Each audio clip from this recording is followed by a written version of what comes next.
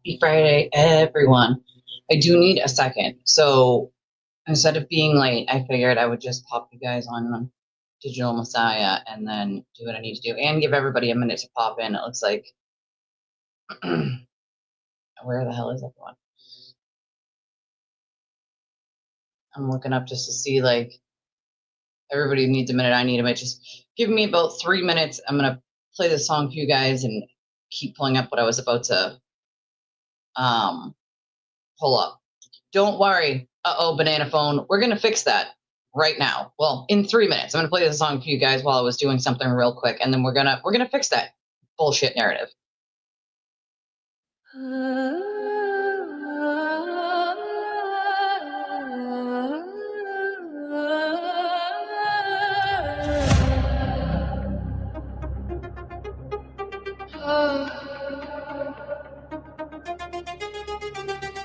Whispers in the dark web, screams light up the night.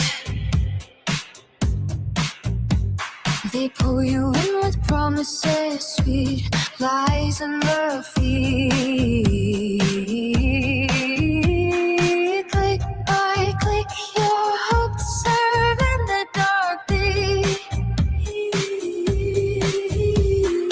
Online army rises, keyboards turn to knives. Tyrants into mighty, ruining innocent lives. No escape from the swarm, they hunt you down. Speak the truth, they'll burn your world to the ground. Cult of control, greed knows no end. Leaders' delusion needs Jesus sent. Silencing voices, crimes in the shade. Fear keeps them loyal in his masquerade.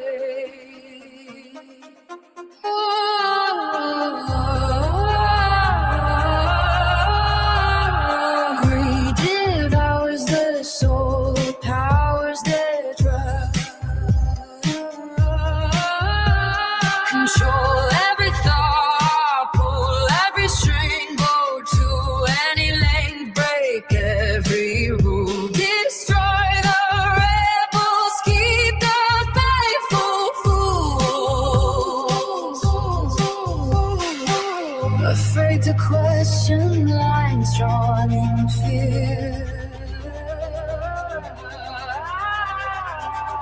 He's the savior, wipe away the tears. Clouds of control, greed knows no end. Leaders' delusion, he's Jesus sent. Silencing voices, crimes in the shade. Fear keeps them loyal in his masquerade. He preaches from his throne of lies, compares his wrath to holy skies, but underneath the halo glow, a monster pulling strings below.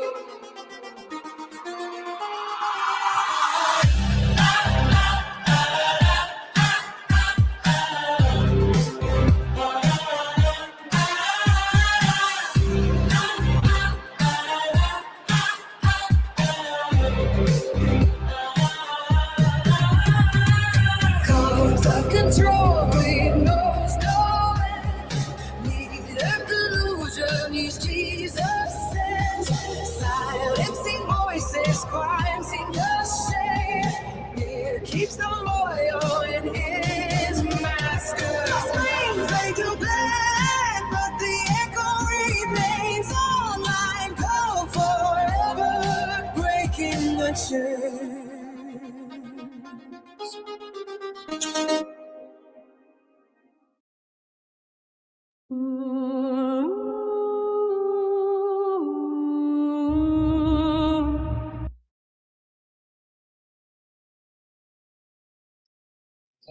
myself a figure. Sorry. Okay. Doing something. Yeah, he can be. I did send him a message.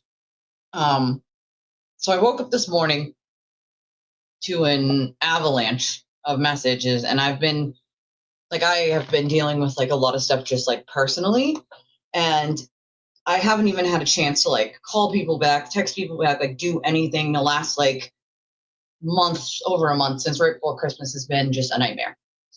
But just while I was just when I played the song, I was sending a message to him because I woke up this morning and I went to go check Twitter, and I had about 1 billion messages from people, like 1 billion messages. I still haven't even been able to read them all because I just don't have that kind of fucking time right this moment. But so my brain is like on fart mode at the moment. And so I'm like, all right, half of the messages that I was able to like skim and read quickly were people obviously like myself expressing concern about Alex going on Aiden's platform because Aiden has clearly already made up his mind and he wants to make a fucking joke out of childhood sexual assault, and it's not a fucking joke. And it deserves the sensitiveness and the seriousness and the attention of someone serious and mindful on the subject itself. Any kind of trauma is not a joke. But if you have somebody that's seriously not informed about trauma or seriously not informed about a subject, you don't want them making a fucking mockery of it. And that's all Aiden's going to do. He's going to make an absolute fucking mockery of a subject that's extremely serious. Not every victim wants to speak up. Some people would prefer that someone speaks for them. There are 7 victims that I know of just from my one perpetrator. Many of them in my family, considering the perpetrator was an older family member. A lot of the time it's someone you know, a lot of the time it is family. It's a hard subject to talk about. It's a very difficult subject to talk about, especially when it's something to do with family.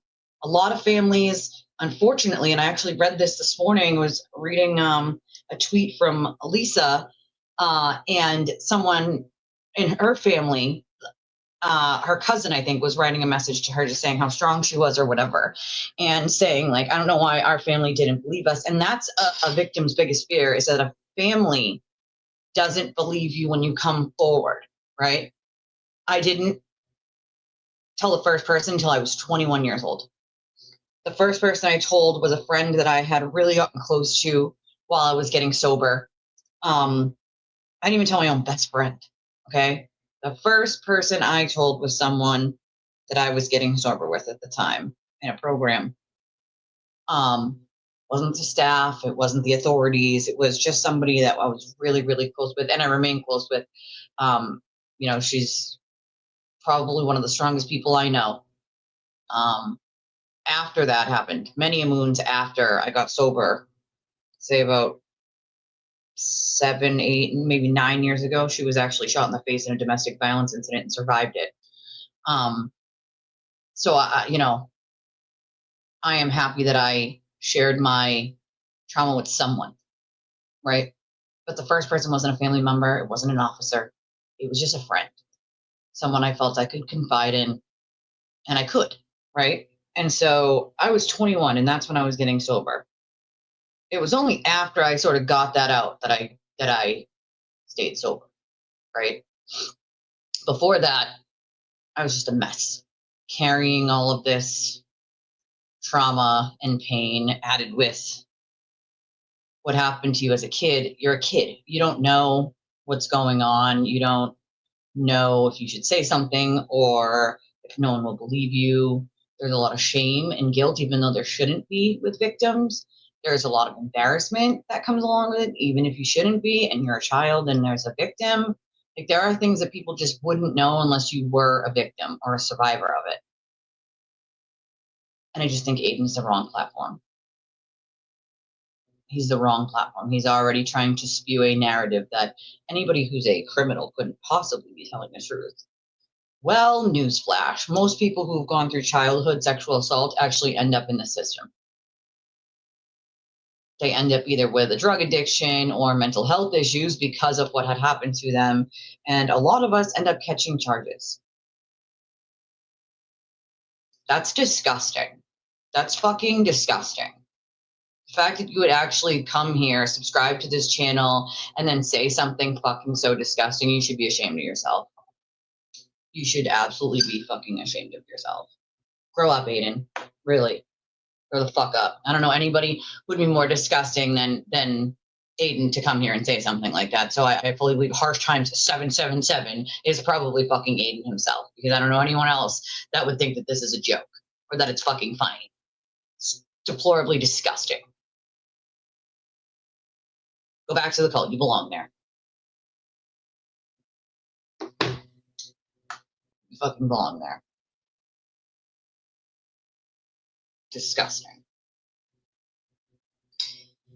It is on subscriber only mode. It's on subscriber only mode. So they had to subscribe and then wait 3 minutes to comment that. What does that tell you? I mean, come on. What does that fucking tell you?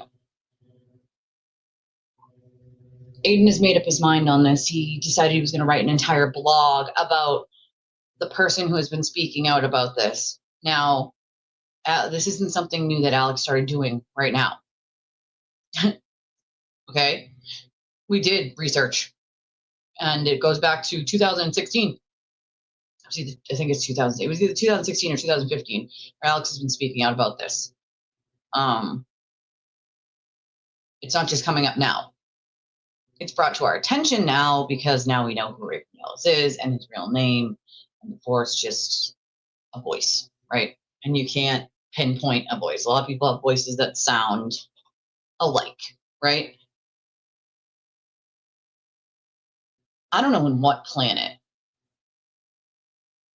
that the sewer turtle should ever be discussing childhood essay while he's already defended the person who is being accused. Alex deserves better. Listen, it doesn't have to be here. It doesn't have to be my channel. I just wish he would do it anywhere else. Anywhere else. I will literally offer to just give him my login and he can use my platform himself without me. Like, I don't care how he does it. Or if he asks someone else, like someone else entirely. But I just wish he wouldn't bother to do it with Aiden, because all that's going to do is be a push and a pull back and forth. Even if Aiden pretends to give a fuck for 10 seconds and allows, Alex to speak, he's going to interrupt him, he's going to pause him, he's going to mute him, he's going to be snarky, he's going to be rude, he's going to be an asshole. And at that point, he's going to ask really inappropriate questions, really ignorant questions that have no basis in reality to even ask, simply for the shock factor, shock jock factor. This topic does not need a shock jock. It needs kindness and compassion and empathy and sympathy and a gentle hand. He has none of those.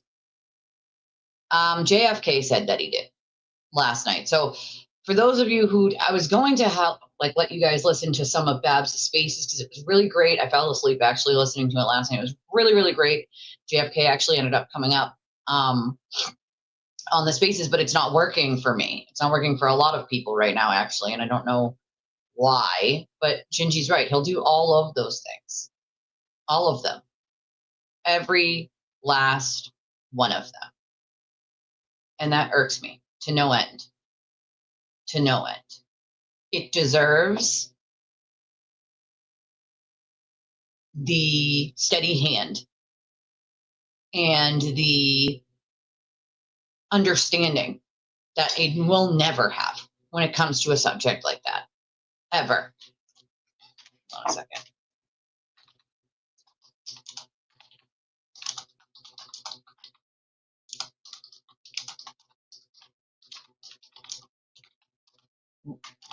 Sorry, I'm just trying to post the link here for our stream on Twitter.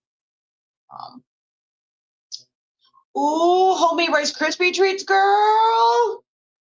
Oh, thank you. Choose. I appreciate that. Actually, I just kind of went with a another earthy look today. Today's my just like earthy look. I went with a silver and a pink well, it's actually like a beige and a pink. And then new shirt brought to you again by Amy. Long sleeve, very comfortable. It's like one an oversized one, so again, nice and comfy. And I'm super duper comfortable in it. But that's exactly what he'll do. Sabotage reviews to protect his agenda. He doesn't care about what Alex went through or what the victims went through. He doesn't care about the empathy of it. He doesn't care about the victims. He cares about trying to push his narrative of Ray must not be accused. Could not. It makes no sense, he says. Just some of the most ignorant things I've ever heard someone say about SA as a child, he already has made comments on. The fact that he went out of his way to make an entire blog to try to disparage Alex simply because he has a record and used to be a criminal. Aiden, newsflash, you have a record, sir. You've spent time in jail yourself. Who in the actual fuck are you to point fingers at anyone else and say, oh, they used to be a criminal, so they can't be trusted? I used to be a criminal, okay? No, there is no statute of limitations on that, at least in my state. I don't know. Other states might be different, but not here.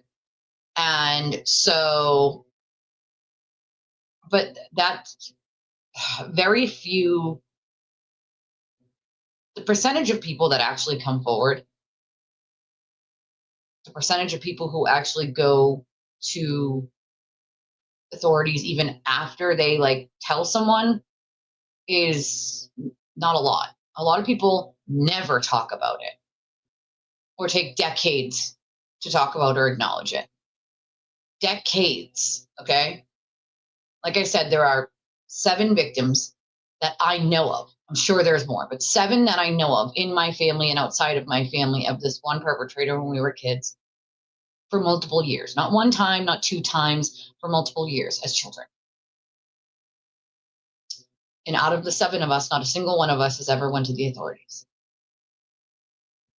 I wanted to a few years back, and I talked to a few of the victims, and some of them were not ready. They asked me not to because then I have to tell the entire story. And then they're going to be asked questions. And they were not ready. And how can I force them to be ready just because I am? That's not fair. It took me a long time to be ready to tell one person. Okay? Never mind my family, never mind the authorities. So how can I, and I'm the oldest of them. So how can I expect that they are going to be ready just because I am, right? I can't be. It's not fair, right? So because of them, I didn't just go on my own because I don't want to put them in a position that's going to make them rehash something they don't want to rehash, right? Most of these people have never talked about it to anyone but the victims that we all know of. And maybe our like immediate like mother, father, sister, brother, spouse. Like that's it, you know? And even to get to the point where you tell your mother, father, sister, brother, spouse, like again, it could take decades. Some people never report, never to anyone. They take it to their deathbed and no one ever knows, right? So when you have this asshole making these really ignorant comments like, well, why didn't he report it to the police yet? Well, maybe because the victims don't want to. Out of 7 victims that I know of in my family, they don't want to. You know, just because I was ready to, they were not. And I am not going to put them in that position. I am not going to do it. That is not fair.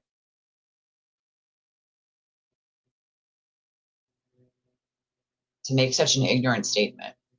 Well, where's the proof? I'm sorry. Was I supposed to somehow take pictures as a child of the abuse that I was dealing with? Most people are threatened or told that they're going to have to be quiet or else as kids.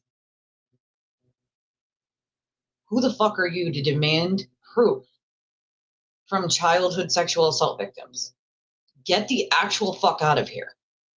I'm sorry we didn't stop the abuse to take photos and videos. Also, FYI, most of us were children, which means this was 30 years ago or more. Okay? There was no smartphones. Okay? There was no cell phones you could snap a picture. None of that existed then. We didn't have what exists now to be able to catch someone. Of course, he doesn't think of that, right? And he's a journalist and all, but it doesn't seem to compute in his brain that these are things that could happen, Yeah, and Alex brought his record up himself. What does his record have anything to do with anything? I sealed my record many, many years ago, long before I worked for the prison. I had to pass 2 background checks to work for the prison, one for the DOC and one for the private company that ran the prison. And I passed those because I sealed my record. My record was a direct result of the abuse that I suffered as a child and young adult with my abuser, my oldest daughter's father. I don't think they get it, right? Like, most people who have been abused probably have been abused more than one time. Just talking about it makes the hair stand up on the back of my neck because, it didn't just stop at childhood for me. I was in foster care and it continued there with abuse. And then even in my young adulthood, getting pregnant with my daughter, I then had to deal with abuse from her father that was horrific and vile.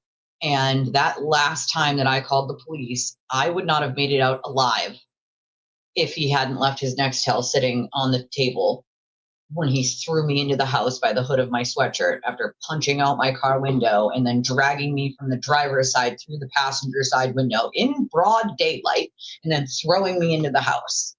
So he dragged me through a broken glass window, cut the phone cords. There weren't phones like we think of now. There were like the plug went into the wall. And I don't just mean he pulled it out, he sliced it. So there was no going back in. So if he had not left his Nextel there and I flipped it open, I dialed 911 and I threw it under the bed. And they showed up. If they hadn't, I don't know if I would be alive right now. I'll tell you that much. Most people have more than one instance with abuse, and it affects the rest of your life. A lot of time you see addiction and mental health issues when it comes to that because of what people have been through.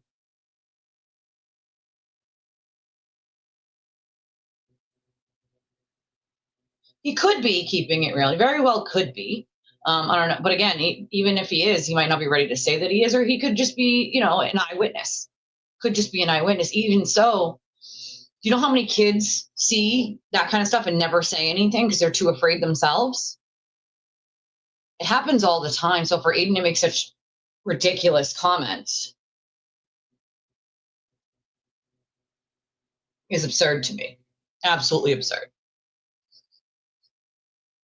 Well, I hope that he can find someone to discuss it with. I mean, everyone here knows, and I put it even in the description of the video, my email is there. This is a heavy topic. I put a trigger warning on the description of the video here on YouTube for a reason. It can trigger you.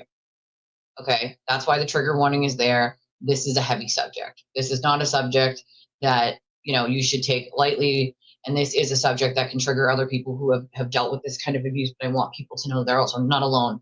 You're not alone. I've been through it myself. And, even if you're not ready to talk about it with your family or your friends, just know that I will always answer. If there is, if you're feeling it and you need someone to talk to, my email is there. I have DMs on Twitter. You can get in touch with me on Facebook. Like, there are numerous ways you can get in touch with me, and I'll always answer. It might take me a minute, but I will always answer. I've never met a criminal who jokes about something as serious. So let me put it this way. When I worked at the prison, even criminals want nothing to do with people who have hurt children. Okay? They usually have to end up in PC by themselves, because even the criminals in the prison want nothing to do with someone who has hurt children. And they're threatened to be hurt themselves, which is why they end up in PC, because the criminals don't even accept them. Okay? So for Aiden to make some wild statement about, well, Alex has a record, so we should just not listen to him, is fucking absurd. It's ignorant, it's uninformed, and it's uneducated to trauma and abuse in general, and what happens to people after that abuse, many of which end up with criminal records. Not all, but many. Families do hide them. It's shame. They don't want anyone to know someone in their family could do something like that, or that they didn't catch it. So a lot of the times a family will hide their own dirty secrets. It's unfortunate. A lot of people never ever report.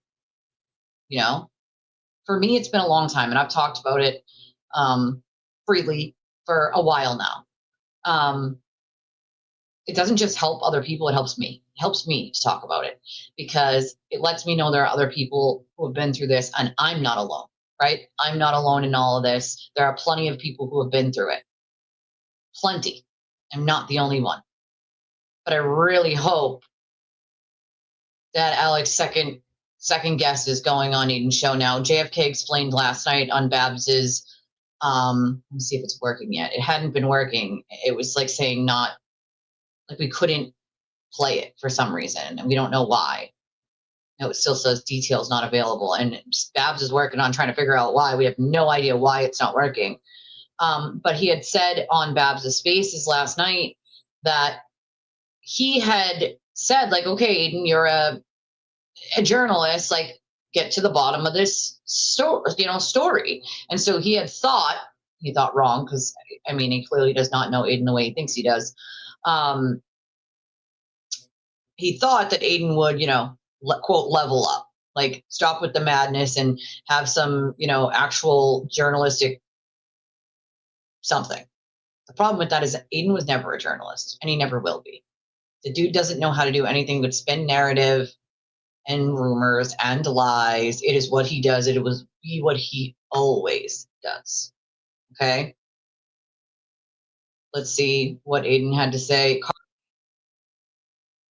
Puts amazing clips up to remind people of exactly who we're dealing with when it comes to this deplorable human being. And so without further ado, I bring you the clip that Carly put up. She said, when asked about the seriousness of Alex's claims against Ray, Aiden started to say it's about the exposure and then quickly walked it back and redirected, probably because he realized that's exactly what Alex has been saying. He seemed determined to argue the opposite no matter what, twisting the point just to sell his version as the only one that's right. I hope this isn't too much for you. It's definitely heavy shit. I don't mind covering it. It's like, to me, this is like the exposure. Yeah, he was going to say exposure. Shit. I don't mind covering it. It's like, to me, this is like it's an important topic. I hope this isn't too much for you. It's definitely heavy shit. Like, it's I was going to say exposure. I got to stop. I have to stop myself. Like, is this real fucking life? Is it real life? A lot of survivor's guilt exists. I have survivor's guilt from my fiance dying in a house fire, and I was not there. I was working that night, and I was working out of state. And I did the what ifs for many moons. Well, what if I hadn't worked that night? What if I just, taken the day off and picked him up instead? What if I told him not to go out? What if I came home early? What if? Survivor's guilt's a real fucking thing. It is a real thing. Whether it's from someone who passed or someone you couldn't help. That's survivor's guilt. And it exists. And it sucks. And that's the other thing. He's got other family members, right? He's trying to make it so that these people in his family don't bring children around him. Now, I had found out that the perpetrator in my case had been living with another family member and another family member's daughter.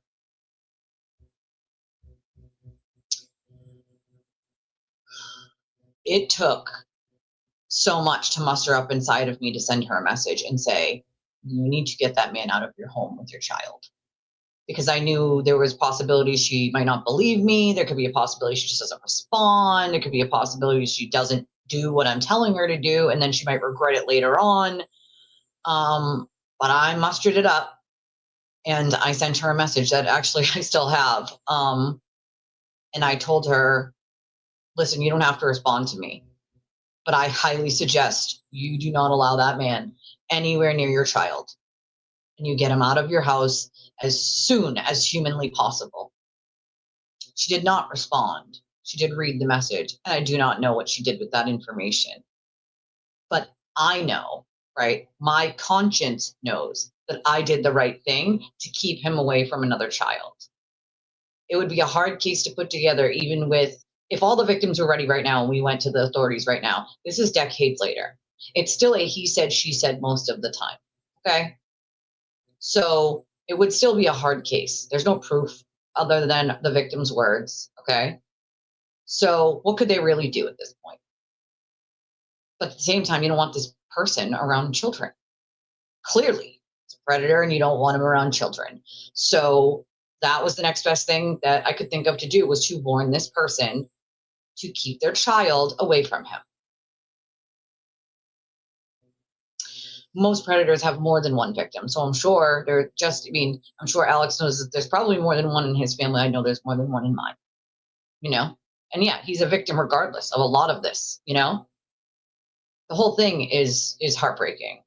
I did send him a message on Facebook. I did send him over a message on Facebook. I mean, here's the thing, because we're not friends though, Facebook does this weird thing where it puts it in like a spam box that people might not see. If you're not friends and you don't have mutual friends, it puts it in this weird spam box that some people literally might never see unless they go to send you a message.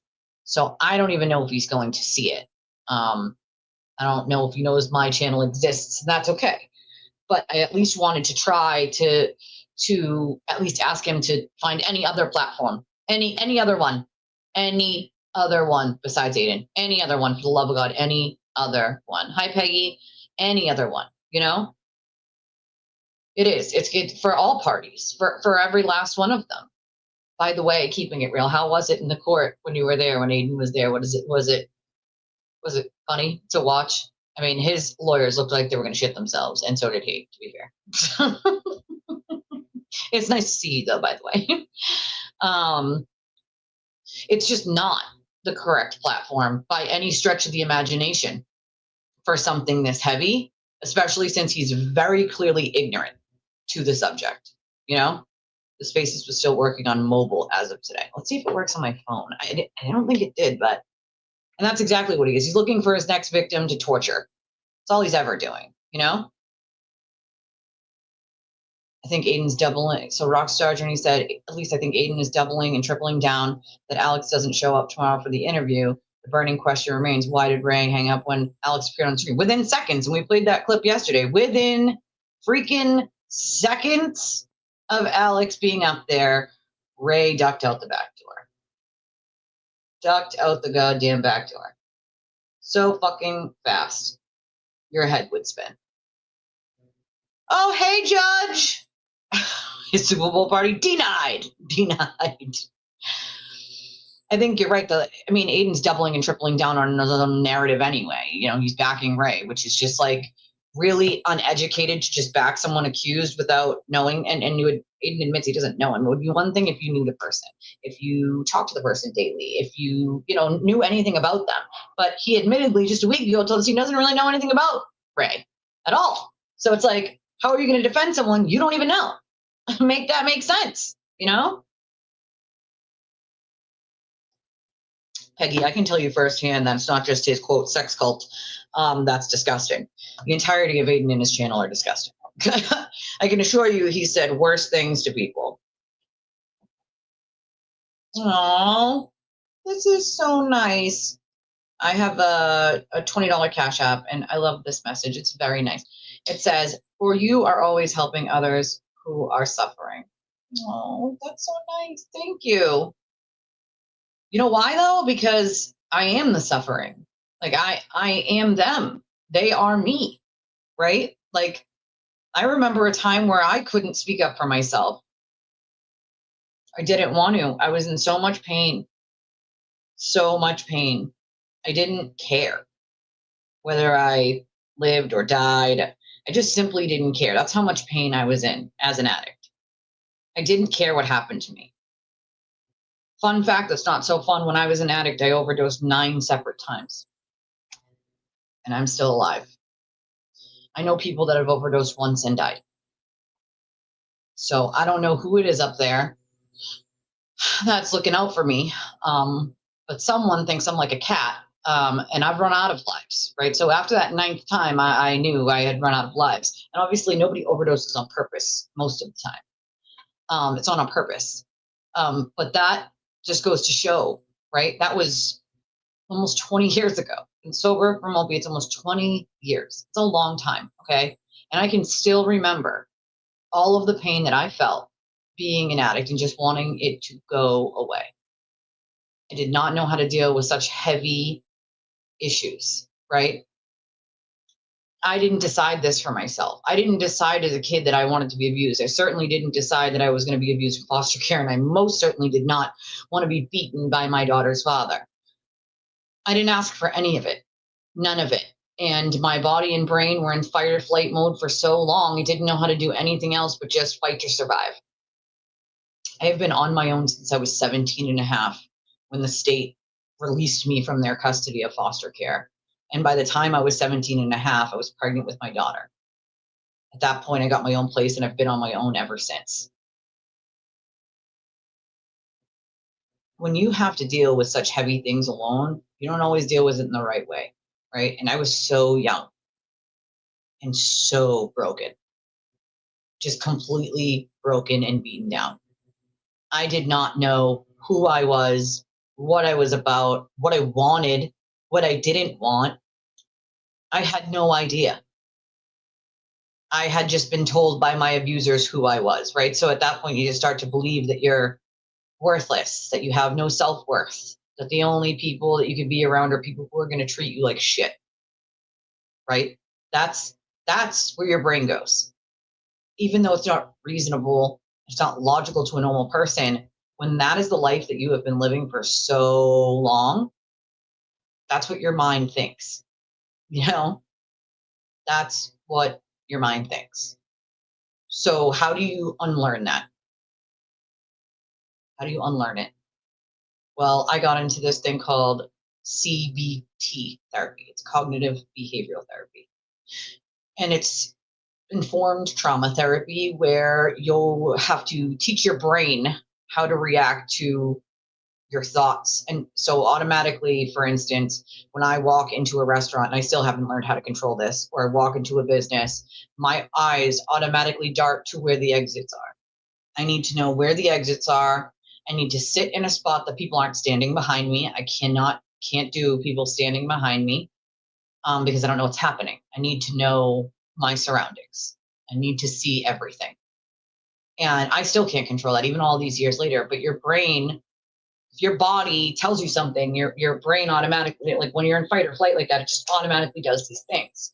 And my fight or flight or freeze is fucked up. It doesn't, I don't do any flight or freeze. I just fight.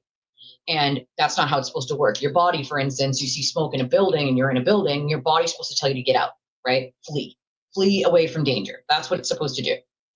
Red flag goes off in your mind and it's like, okay, danger, get the hell out of there. Not mine. Mine doesn't do that. Mine doesn't do that. I don't just flee, I fight instead. So if that means that I'm going to go down the hall and check every room and make sure someone's not in there, like that's what my brain does instead. Instead of saying like, okay, you need to get the hell out of here, it does something different.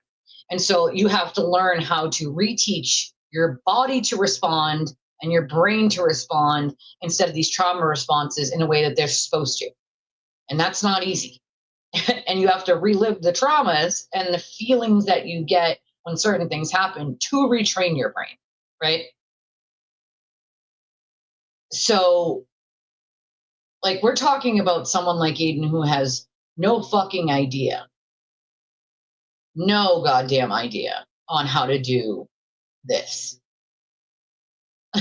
how to talk about trauma. You know what I mean? No idea how to be informed on this subject or what it's like to live like that for so long, you know? I can keep playing. Is there a clip? Oh, good question.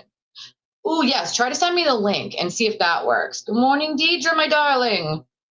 He's just not the correct person, you know? Let me see. I was just going to see if it worked on my phone and then I got a brain fart for a second. Sorry. Let me check. I know people are saying it was working on mobile, but I don't know if it was working on mine. He does. He just wants to destroy him to protect his own agenda. That's very clear to me at this point. Oh, man, they signed you to another courtroom? I went into the courtroom and his case was being heard. Oh, my God. I saw him and he was humble and looked a little nervous. He was definitely nervous, girl. I think the TV pays Ray to support him. I think he could pay him to do the things that, he doesn't want other people to do, or he doesn't want to do publicly. So he has people like Ray do it. Let's see. So, yeah, see, mine says unable to fetch space, even on my phone. I have an Android, so I don't know if it works on iPhones, but it's not working on here. It says the same thing on there.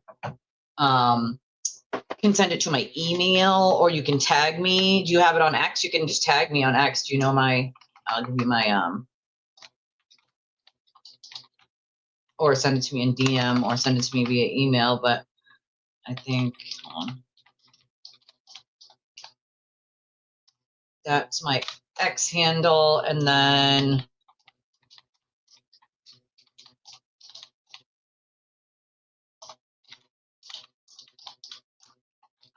that's my email. And iPhone's what you have. Yeah, so it must be working on iPhones. It's not working. And it was such a good spaces. It was very trauma informed with other people who know what they're talking about, Just aggravates me because I don't want anyone to have to feel like poor Alex is just being stuffed into this corner where he can't speak. He can't talk about what's going on, that, he is basically going to be meant to sit there and answer ridiculous questions from Aiden that have no basis in reality whatsoever, so that Aiden can make excuses for Ray and push a false narrative. Because that's what's going to happen. The entirety of what Alex is trying to do, which is put attention on this very serious issue, isn't going to be addressed. It's just not. And that's unfortunate, because that just shouldn't happen. It really, really shouldn't. It makes me sad. Yeah, so I got his Facebook. Hold on, let me see.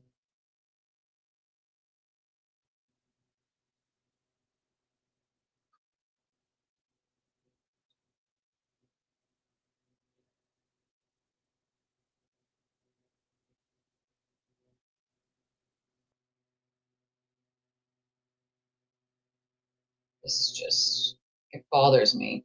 I got so many messages this morning from all of you, that I had to take a second myself and just sit there and be like, there's so many people out there that recognize that this is going to be a shit show to go on with Aiden, And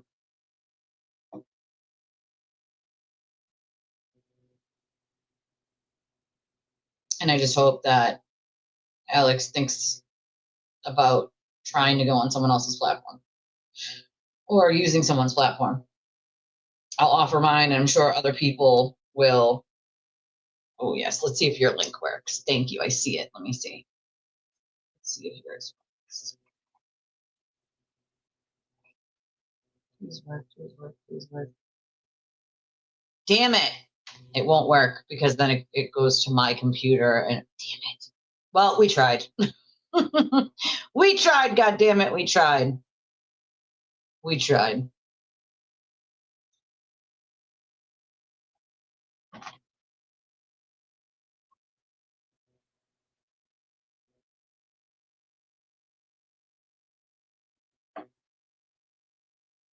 Aiden's such a piece of shit. I just have to throw that out there. He is such a fucking piece of shit.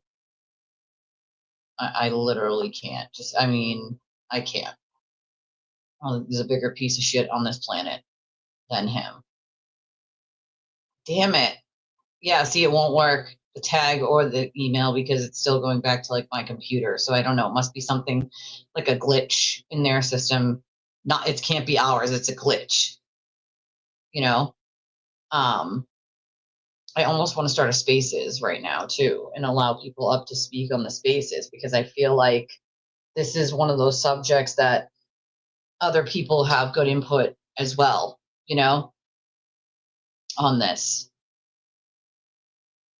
Are you on X, Keeping It Real? Let me see if I can. Hold on. Oh, let me do it.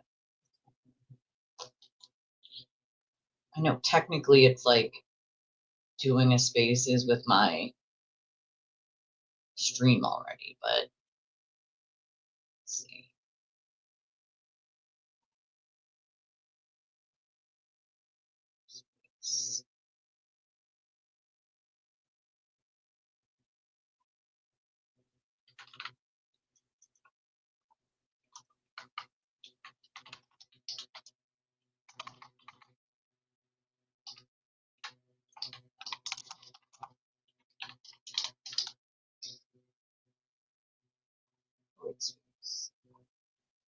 Let's see. Starting.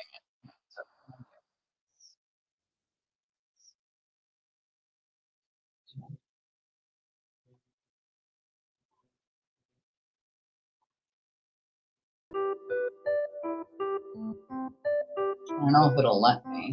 It's like beeping. Why are we beeping? Why? Why are we beeping, man? Oh, mine's still beeping. Why? Why is it beeping? Oh, it's because I still had myself muted. Okay, well, now we're spacing and we're streaming. So we have both going at the same time because I do believe that people should speak about this, right?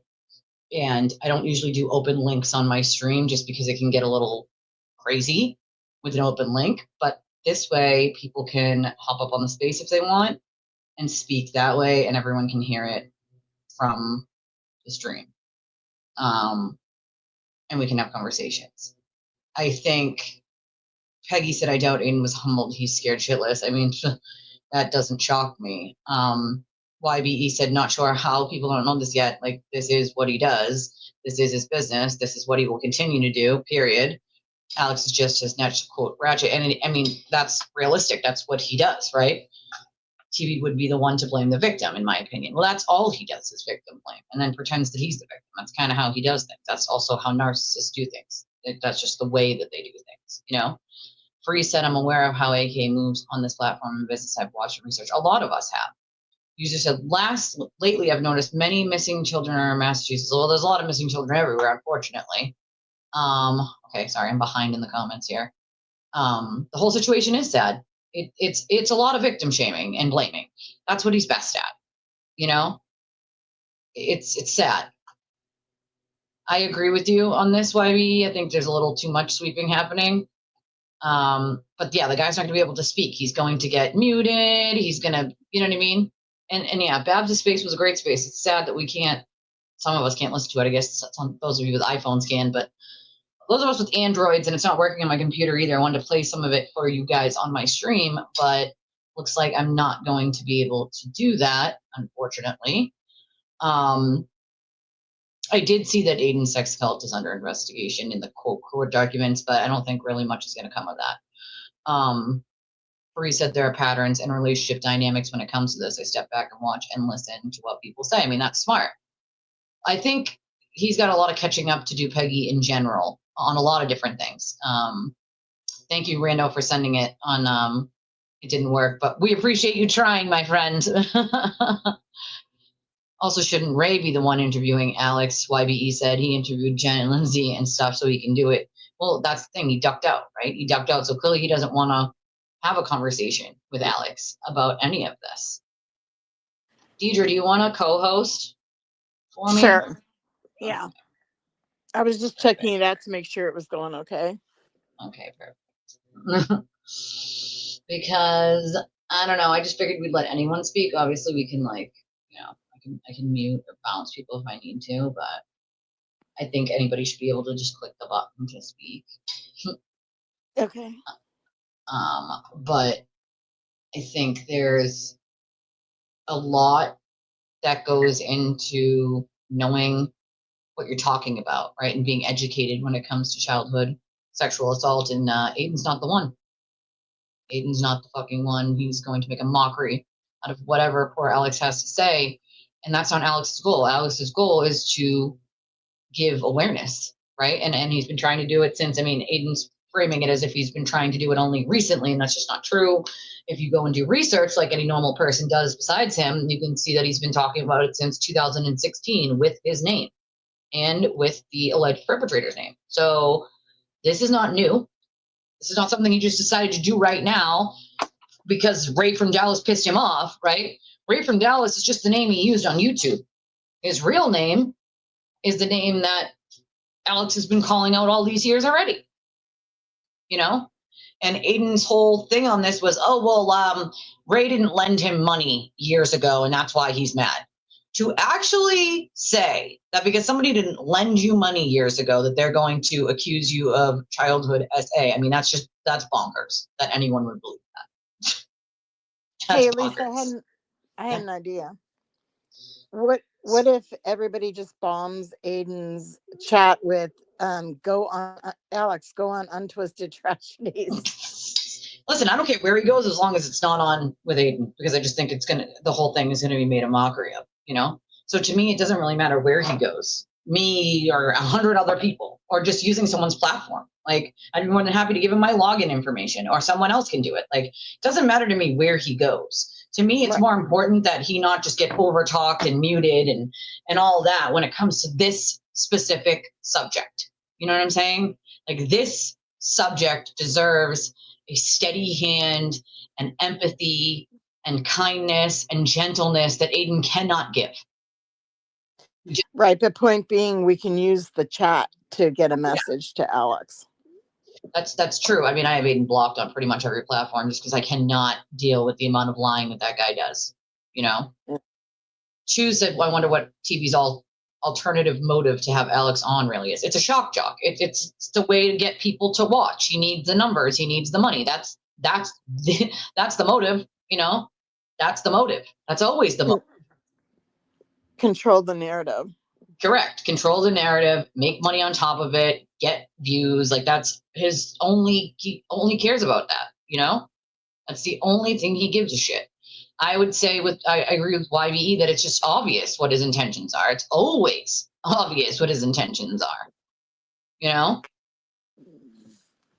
I agree with Amy here too. Said no more tricks, lies, or deceit. The time is now to stop the madness, you know?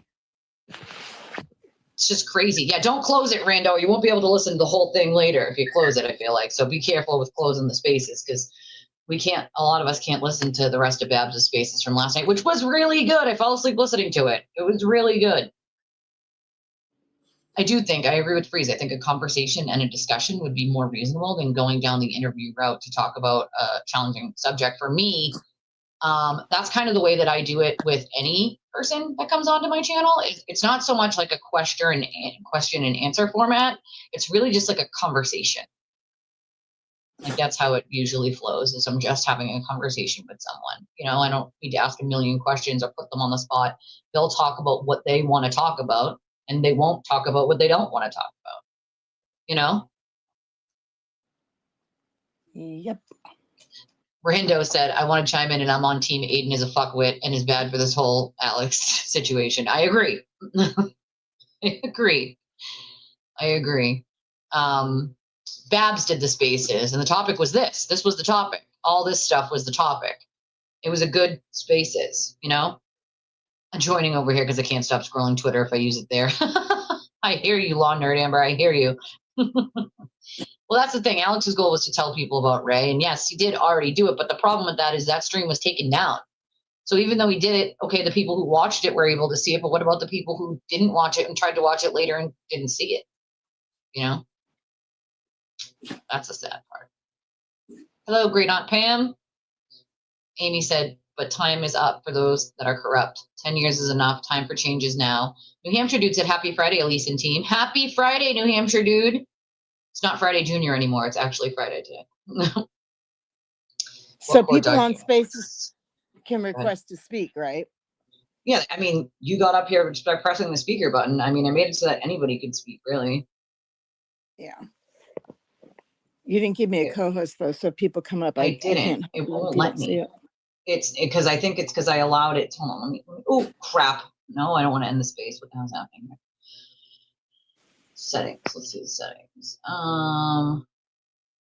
Who can speak? Current speakers will not be affected. Changes may take a few seconds. Everyone, people you follow, only people you invite to speak.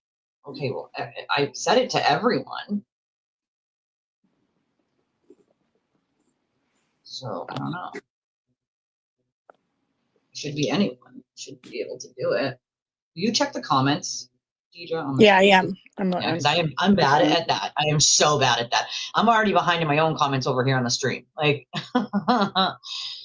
oh man. YBE said the only issue is that TV is kind of a niche topic. He is. All the content creators I know who could DM who are bigger than Aiden don't know anything at all about Turtle Boy or Ray. I mean, it doesn't have to be a huge creator, just someone who's going to give it the attention it deserves, right? And I think everyone assumes that it has to be a large creator for people to see it. And that's just not true. Like people share things, something can go viral within minutes, seconds, if people, find that they like it or they can relate to it. And I fully believe that that same thing could happen for Alex on any platform that he goes on. I just think he would be ultimately talked over, muted, talked down to, made fun of. Aiden would just ask him ridiculous questions that have nothing to do with anything at all. And I think it would really not do it the justice that that topic deserves. That topic deserves somebody who's going to do this like correctly, and it's not him. It's not him. It's just not him. Is it legal to record his show? So if Yeah. he deletes it, and then you can play it? Yeah, Or we is that a download them. So copyright strike? while he is doing it, like while he's doing his show, most of the time, people download them and keep them. So even if he deletes it, they have them. They have it. Okay. New Hampshire, dude, there you are. My friend. I see you. You gotta unmute yourself, bud. If you want to speak, I mean.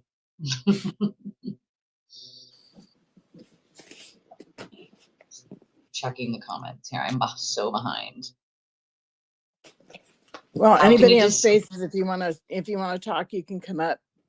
Yep, New Hampshire dude's up there, a speaker. He just didn't unmute himself. Kathy Riccio said, how can he discuss sexual content in a shock jock manner and coach sports in his town? He's father of the year persona. Well, because he does. That's what he does, right? Like, that's all he does is shock jock, really. It's unfortunate, but it's the truth. Amy said, please support Elise in the truth. I love you, Amy. I have never been a member of his online sex cult. Nope, not me, not ever. I've never paid for his stupid memberships or his stupid shit on his like $15 a month for his quote sex cult thing. I think it's like on a certain day of the week or whatever. I have never done that. I'm sure other people have, and I know that there's someone that does just to like download the content in case he deletes, but I can't even, it really, like, as far as I understand, is just the same crap he does every other day, just a little more vulgar. And I mean, he's pretty already vulgar, At Liz Hill, thank you for becoming a member of the channel. We appreciate you. I am preaching, aren't I? Terrible. Hey, Haley.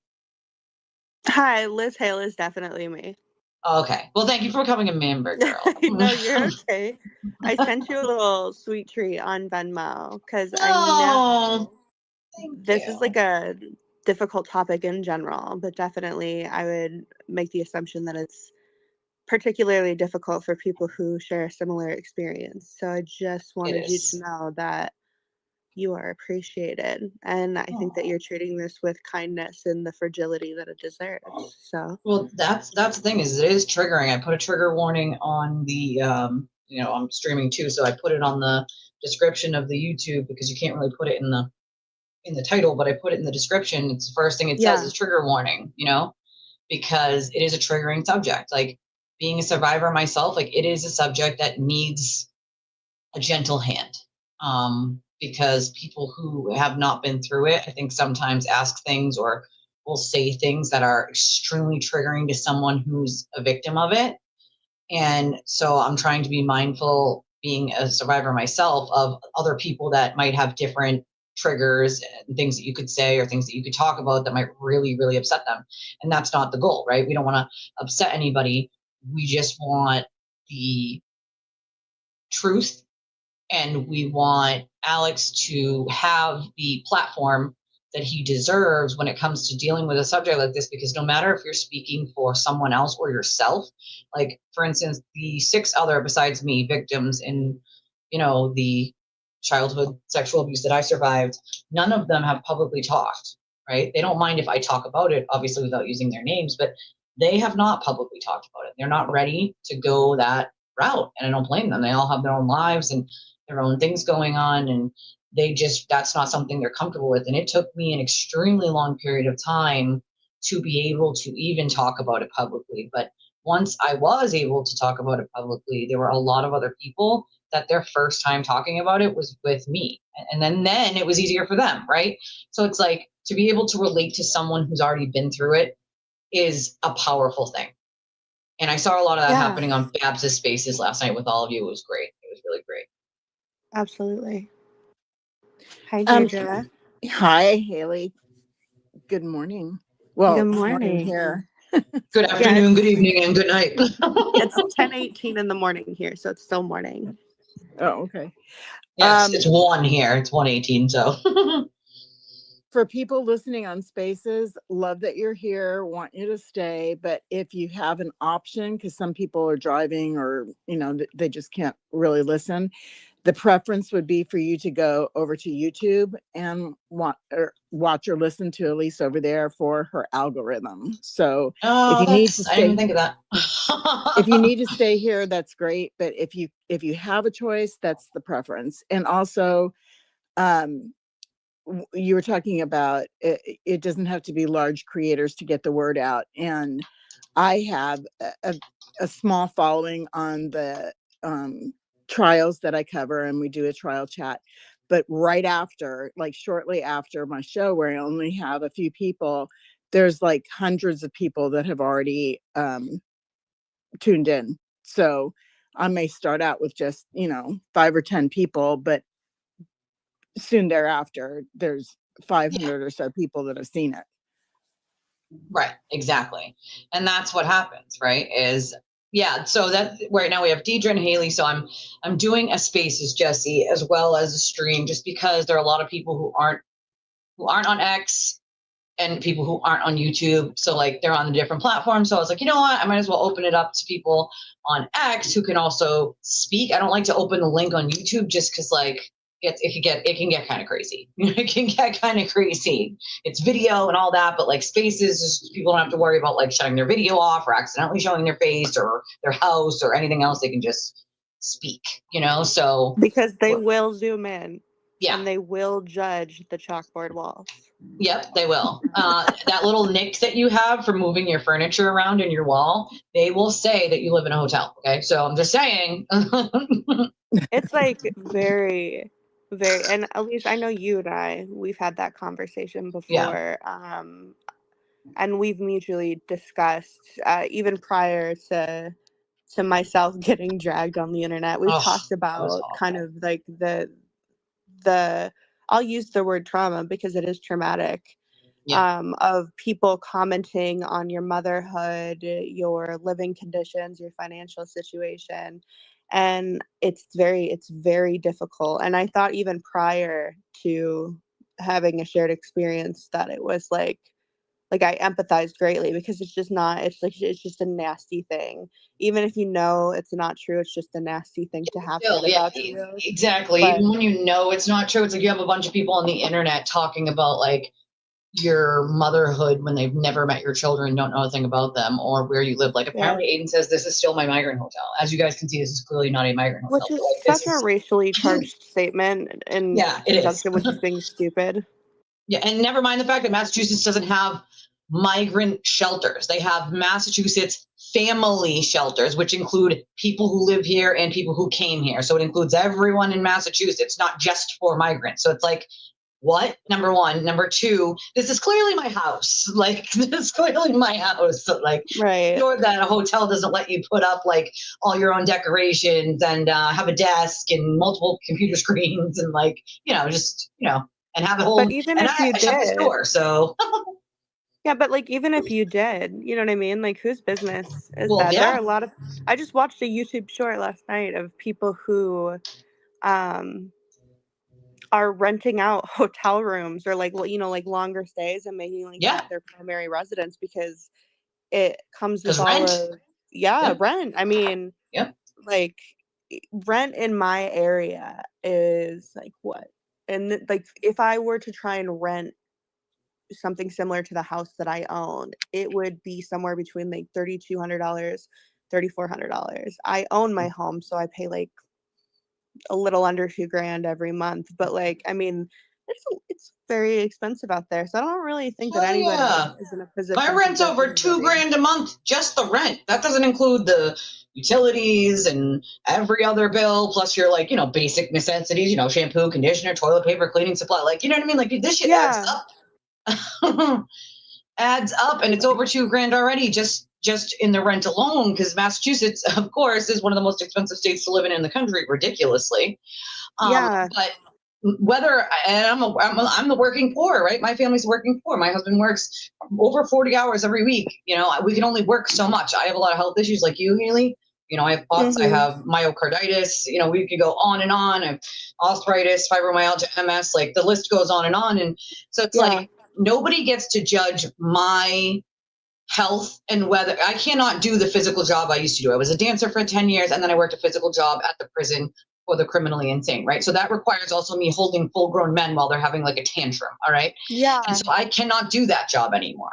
That's my career, and I cannot do it anymore. Physically, I cannot do it. And so I also can't afford 30 to 60 grand a year in childcare.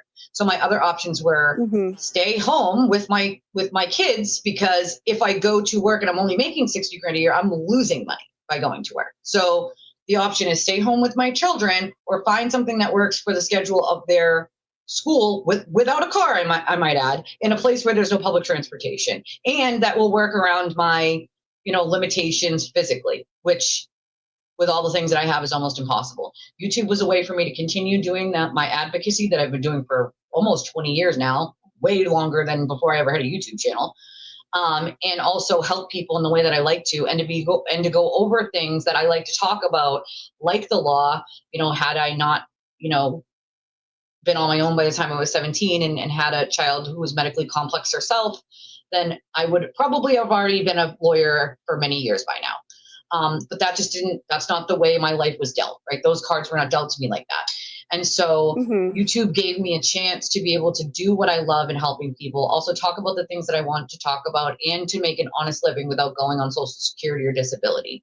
And if I can avoid going on it, then I'm going to, because they only pay out $1,000 a month, which is not even half a month's rent for most people. So if I can do that, and it works for my schedule, I can change my shows to whenever I want. I can shut the camera off if I'm really uncomfortable and I'm in a lot of pain. I can schedule it for the next day and just skip a day if I need to. Like, no other job is going to allow me to change the hours, to skip a day, to stop for 2 days if I have to. Like, whatever I need to do to like get it done, work around my health, work around the kids' schedules, like you're not going to find that anywhere. This works for me. And it's not on anyone to decide what traditional or non-traditional job that I should have, but me. I'm the only one who should decide that. Absolutely. So I love when people like Aiden claim that like everyone else can't do YouTube but him. You have to apparently make a certain amount of money to be able to be a YouTuber, which is like everyone starts from the bottom. Even Aiden started with talking to 5 people on the screen. You know what I'm saying? Like, yes, my YouTube streams get about, and I only have a little over 3,000 subscribers. And even then, like my streams themselves get anywhere from 1.5 to 3,000 or over views on them. By the time I'm done, it's usually already over 1,000. So that means more than 60 or 70% of my viewership are watching it with me as I'm live, right? And so it's like, that's a good number. If you have 160,000 subscribers and you only have 10,000 or 15,000 watching, that's bad numbers, bro. Like, that's bad numbers, So I love that he judges other people. Like, everyone started from the bottom to work their way up. Everyone. That's how it works. His judgment is just a way of trying to discredit other people because he's threatened by them. Correct. Exactly. It's insecurity based. And at least again, we've had this conversation like before any of this went down. It was something that you and I talked about privately, but he gets off on trying to humiliate women. And I think that because I just, the way that he comes for men is not the same way that he goes after women. And I think that because like with men, he can't target their fatherhood because then people bring up his fatherhood, right? Exactly. But he loves to, I mean, this man had CPS in my house because of false allegations. So ridiculous. He like and literally for supporting his ex-girlfriend. That's it. So That's simply it. It's really the bottom line, and it's anybody women are an easy target for him. Like that's like he has said exclusively that he thinks women are beneath him. But the way that he's gone after you specifically and others, you know, you and I don't share the same opinions on the trial, and that's fine. We don't have to. But you've never disparaged me.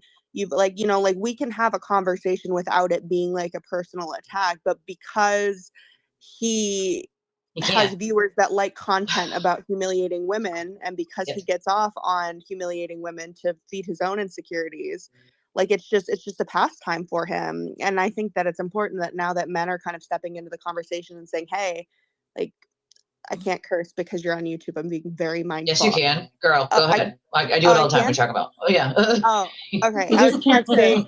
You just can't say. You can say grape instead of the R name. Yeah. Yeah. Other than that, you're free to swear all you want. I do it all the time. Men are coming in the conversation and essentially telling him to fuck off, and he doesn't know what to do with that. He does not know what to do with not only men stepping up to the plate and saying, hey man, like you're a loser, but like the women have kind of bonded together in support of Meredith and the other women he's attacked, because they see in him their abusive ex. Like they understand the tactics. Exactly. It's just happening to Meredith publicly. So it's I am glad to see sort of redemption for you, or vindication, even though you didn't like, you know, like you didn't. I simply didn't like her. Just like all you had to do was just stick up for Meredith. Like all I did was not lie for him. And for the people that don't know this story, I'll give it to you very quickly. Okay. The story is simple. I went to the Halloween party when I was still following the Karen Reed, and I was still sort of on that side, the first one that they had. And Lauren called me as I'm getting there, crying. I felt so bad.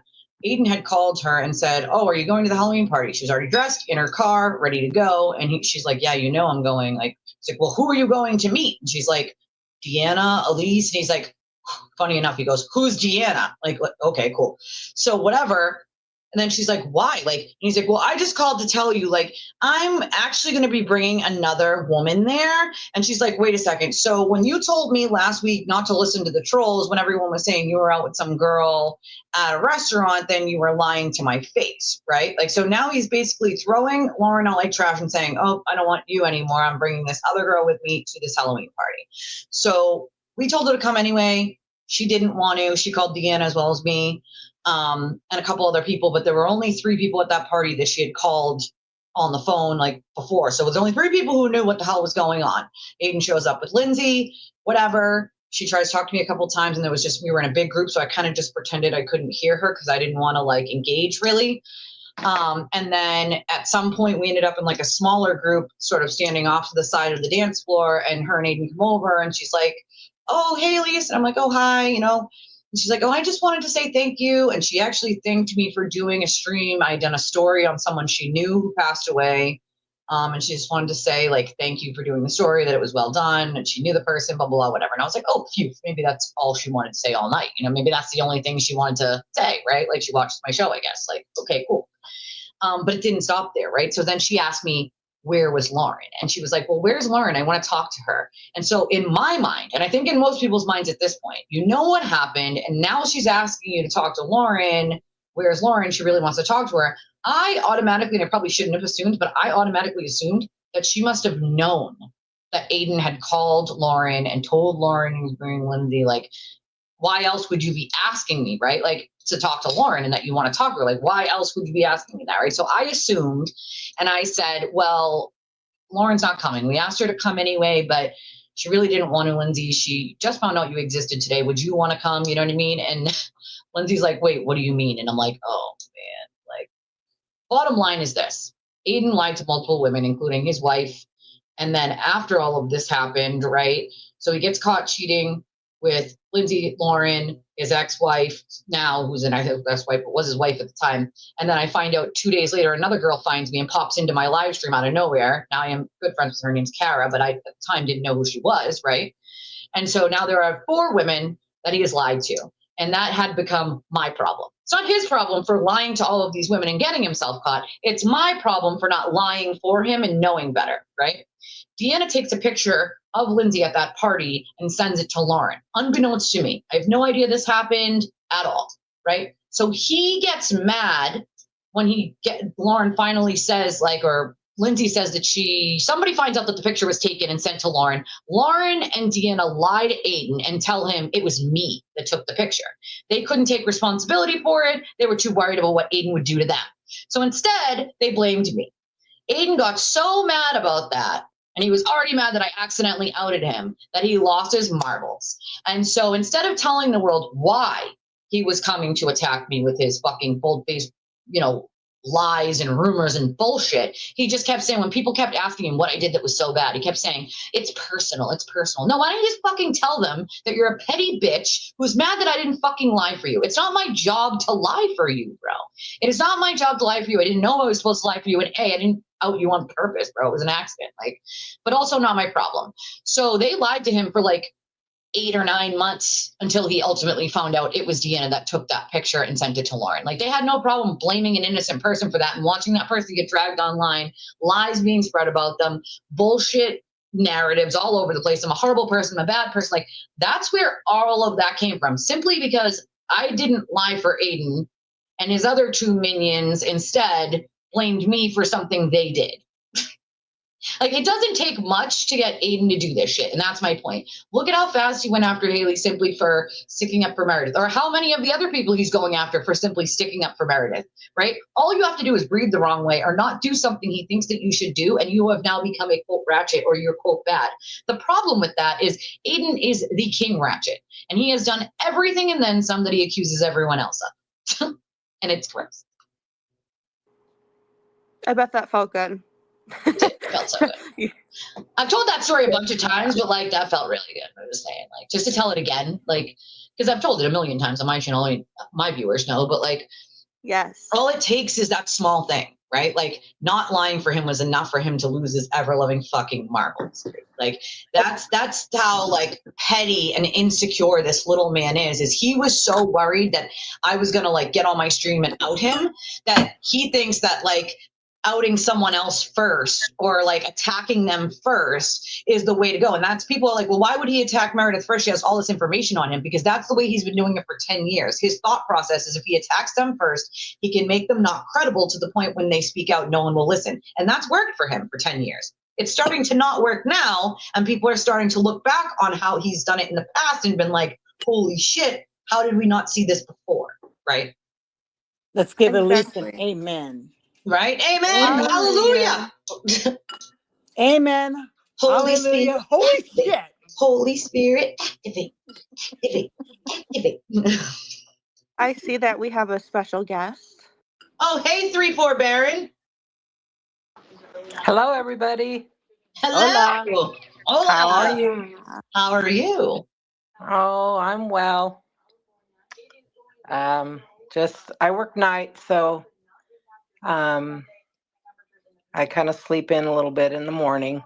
Oh, I feel that pain. I work nights for question. many moons. Go for it. That recent tweet that's floating around that Lindsay posted. You want my thoughts? Huh? You want my thoughts on that? Yes, that's what I wanted to hear about. Okay. Wait, can we contextualize first? Yeah, let me see if I can find it. I don't know. I have a screenshot. Someone sent me a screenshot of it. Also, I want to just say thank you to Keeping It Real. She sends a $10 super chat and says, although I'm a Karen Reed supporter and watch all creators, thank you for being open-minded. Well, thank you for being here. And thank you for New Hampshire Birkenstock for becoming a member. We appreciate you. All right, I got that out of the way. Sorry, I like to thank people before I forget, because otherwise then my brain goes into fart mode.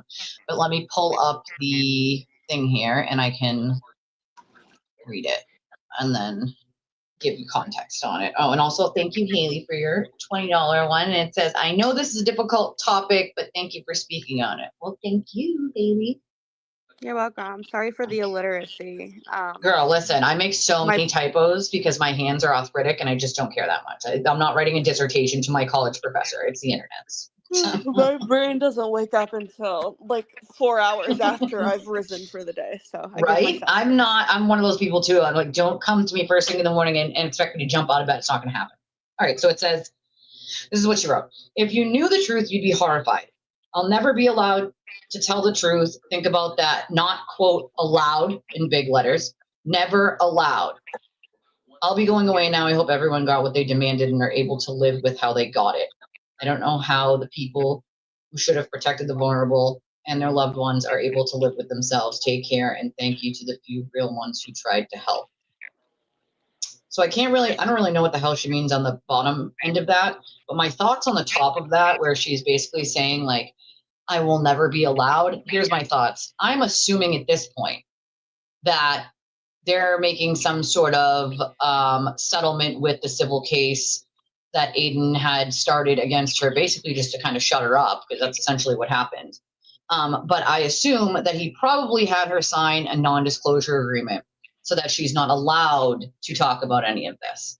And so it would not shock me if that's what she means by not allowed, because there's no other scenario where you wouldn't be, quote, allowed, unless you're either threatened by someone and someone's threatening you that if you speak up, something's going to happen to you, or you sign a non-disclosure agreement in a civil case that you're trying to get rid of. So, I mean, it's possible that maybe an NDA was signed.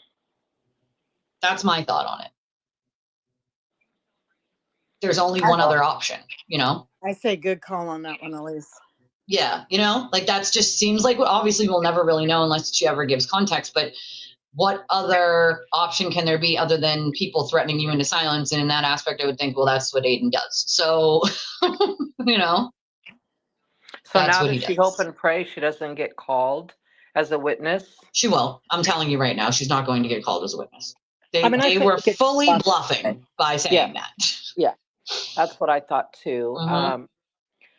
So that kind of saves her from any future legal aspects, which sucks because she deserves to be held accountable.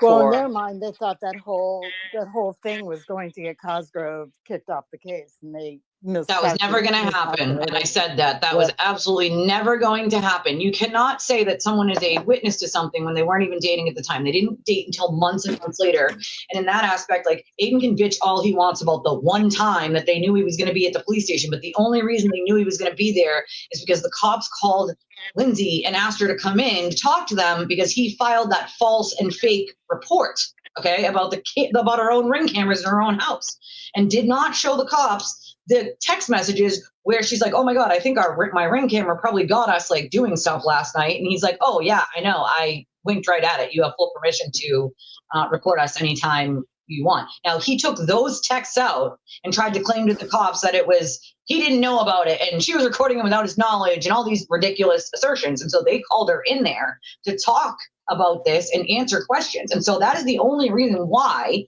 they knew he was going to be there, right? Or that he could possibly show up there. He wasn't followed for weeks or months or days. Like it was that one singular day that they knew he was going to probably be there to see what the hell he's doing, like being a creep in the way that he is, and seeing like, is he going to bring all phones in there? Is he going to bring his one fake phone and his other one where he like, what he does is he takes the stuff he wants to show the cops and puts it on one phone and then removes the stuff he doesn't want them to see and keeps it on the other, right? So like, that's the way and he'll bring the one that he wants them to see in and keep the other one out, right? But he's been doing that for a long time. It's not anything new, okay? This is the shit that he does.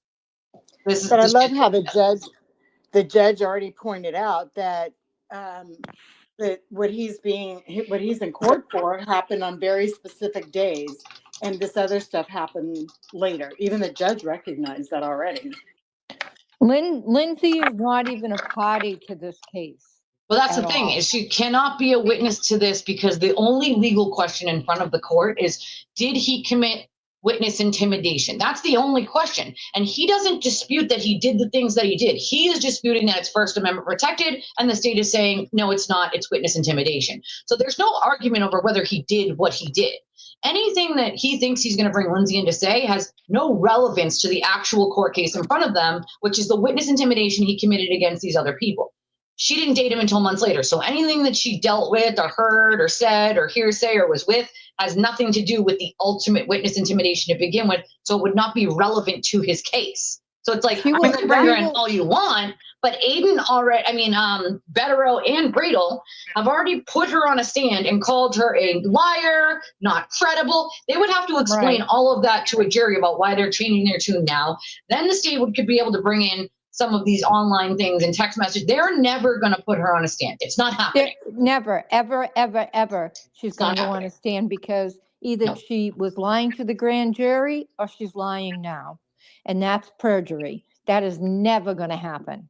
And the judge already signaled it's not going to happen. He already was signaling to them that, like, I don't see how this is relevant. And I said it before the judge did. Like, it's not relevant. And that's the problem. And I don't think, to be fair, like, I was friends with Lindsay, and there's a lot of things that a lot of people don't know, you know, and she did go through a lot of hell when it comes to Aiden. And if you notice, a lot of people will end up siding with him later on just to make it stop.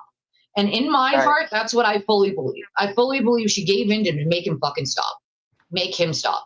Make it all stop, you know? But but that's what I feel. Until he's done with her, and then he'll go right back at her. Correct.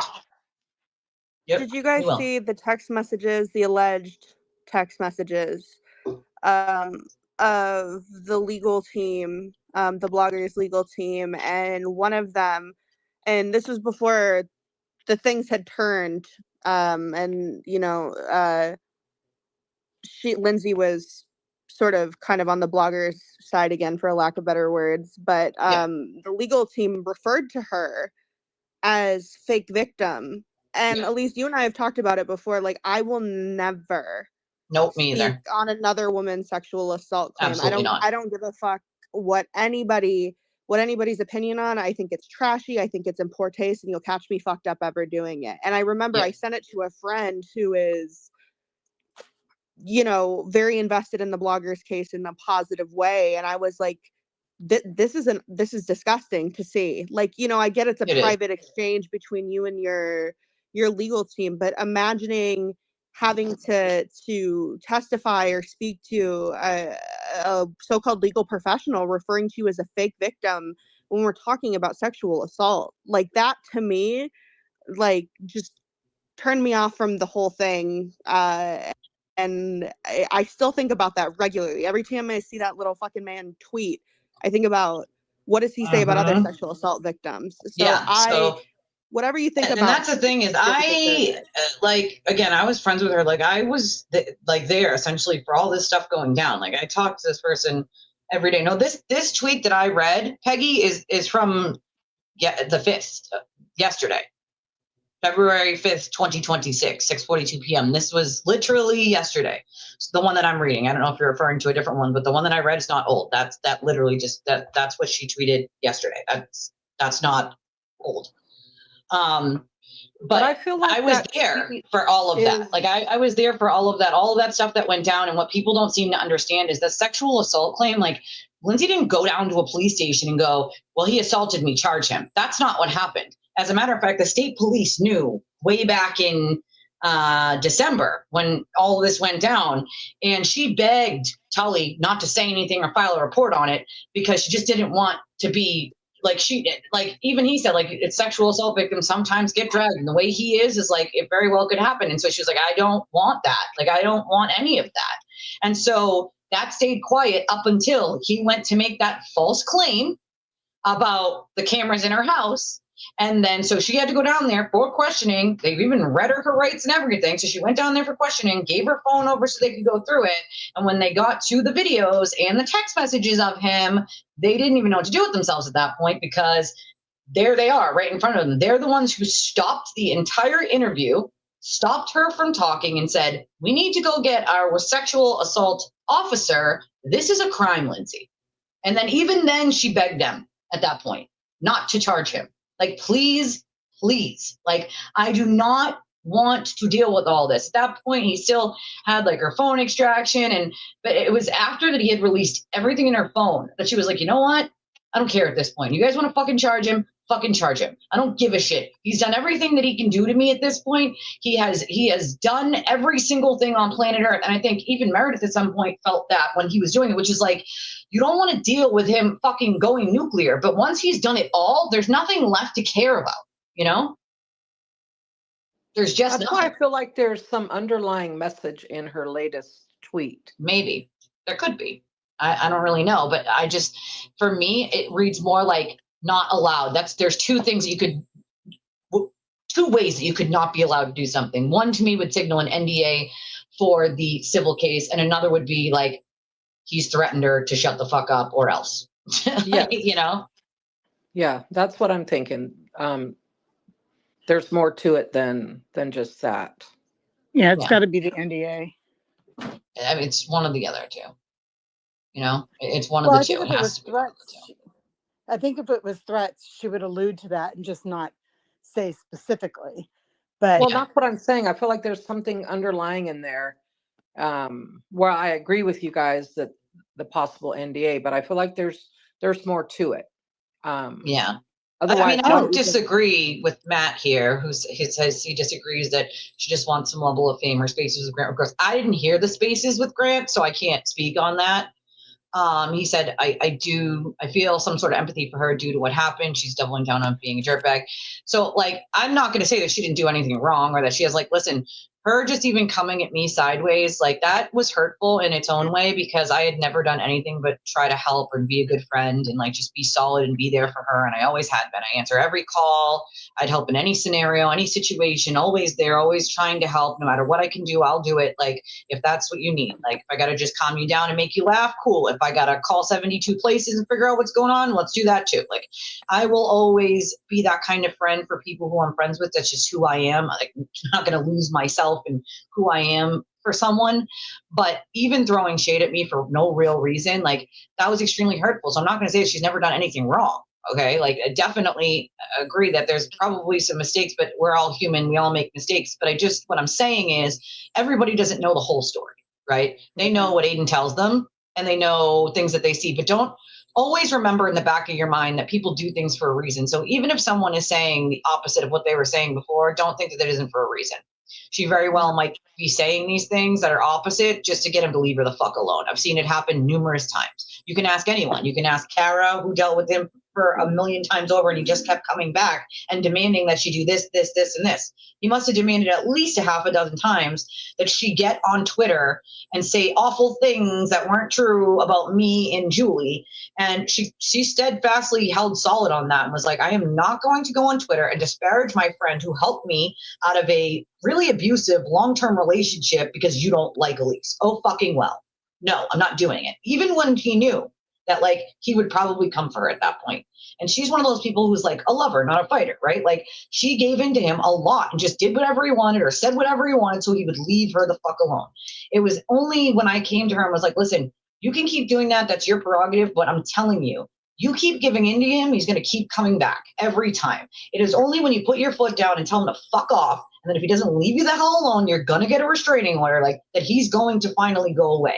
He's going to keep coming back because he knows you're going to cave. Well, I applaud your loyalty to your friend. And I know that even though you understand it, it hurt you that she did it. It always hurts when you try and help somebody and they stab you in the back. And it cost you dearly. It affected your bottom line.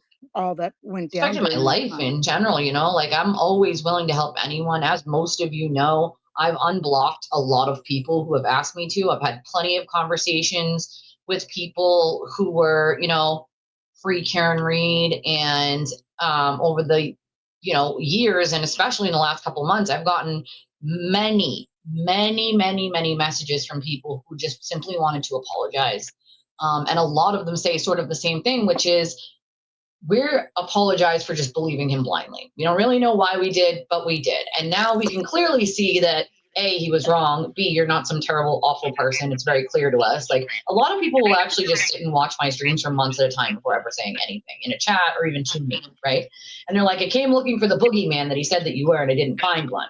And then I started, you know, emailing with you. And then I started talking to you on the phone. And then, you know what I mean? And then they start to realize, like, The man's just a bold-faced fucking liar, and he lies in the way that he breathes. And you don't have to do anything wrong to him. He just doesn't have to like the way you look that day, okay? And he will say whatever it takes to make you look like an asshole. Doesn't matter if it's true or not.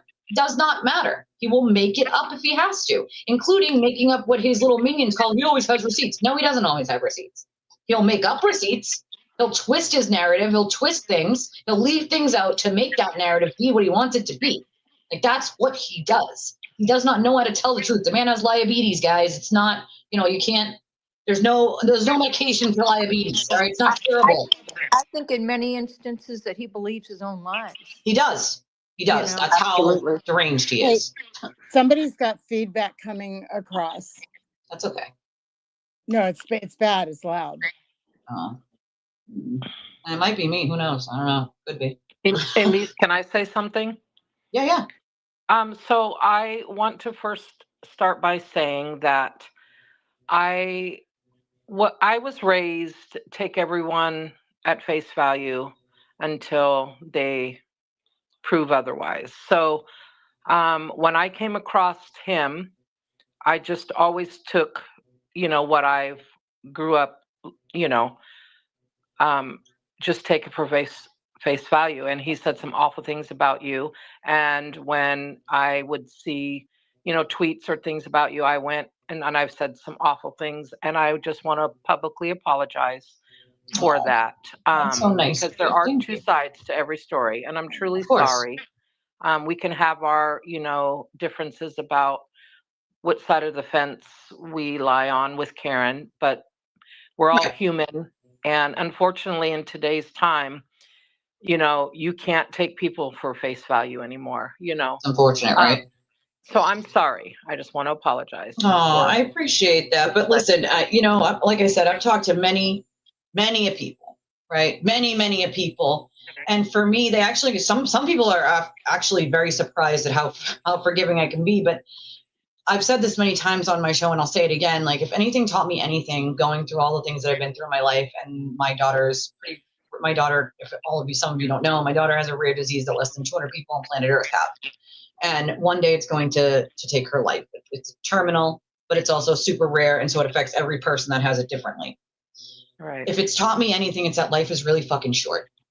Most of my family is dead and gone. I don't have like a support system. So it's like just me and my kids, and like, that's it. That's it. There's no one to call, for help, if I need help with something. And so I rely, as I have since I was 17 and a half, on myself. And so life is short. What kind of person would I be, right, if I were sitting here trying to advocate that we stop what Aiden does to people, if I couldn't look at the full picture and say a lot of these people are under the sort of brainwashing of a really slick narcissist that can make them believe these things very easily. I was with a narcissist. I know exactly what that's like. I lived it, right? And so I can see exactly how it happens, why it happens, and I can understand that when people come out of it, they're like, what was I doing? They feel embarrassed. They feel ashamed. They feel like, how could I have fallen for this? I'm not a stupid person. How could I have fallen for this? And I tell everyone the same thing, which is, you're not stupid. Anybody can fall. Cults take everyone from all, they don't discriminate, from all walks of life, no matter how smart you are. It just doesn't matter, right? And I could look at the entirety of the picture and say, these people were under the influence of this person. If they weren't, wouldn't be the things that they would be doing or saying. It's the same as being with an abuser and being under their influence, It's the exact same thing. But when people come out of it, it is almost magical to me. It's like, good, we got another one out of there. Like another person is like safe, at least for now, from this toxicity, because it will eat at your soul. Just the hatred and anger of all of it will eat at your soul. But anybody who is apologizing to Elise, that's so appreciated. But I also want people to understand that everything came to Aiden very easily because he already had a platform and nobody else really did. Yep. So he was able to get a very strong narrative with a lot of emotion behind it because of what was going on with Karen. So that gave him a lot of credibility with people that, oh, he's defending this woman, whatever. And so people really listen to him. And it takes time to realize that this person isn't who they are. And then it took even more time for people to be able to say that and not be destroyed. And now the dam has burst and we can speak freely, and more people are figuring it out. So give yourself grace. Yeah. And I appreciate that you apologize to Elise, and I'm sure everybody else does too. The thing with Aiden is more than just a narcissist. He's a malignant narcissist. Yep. And that's as bad as it gets.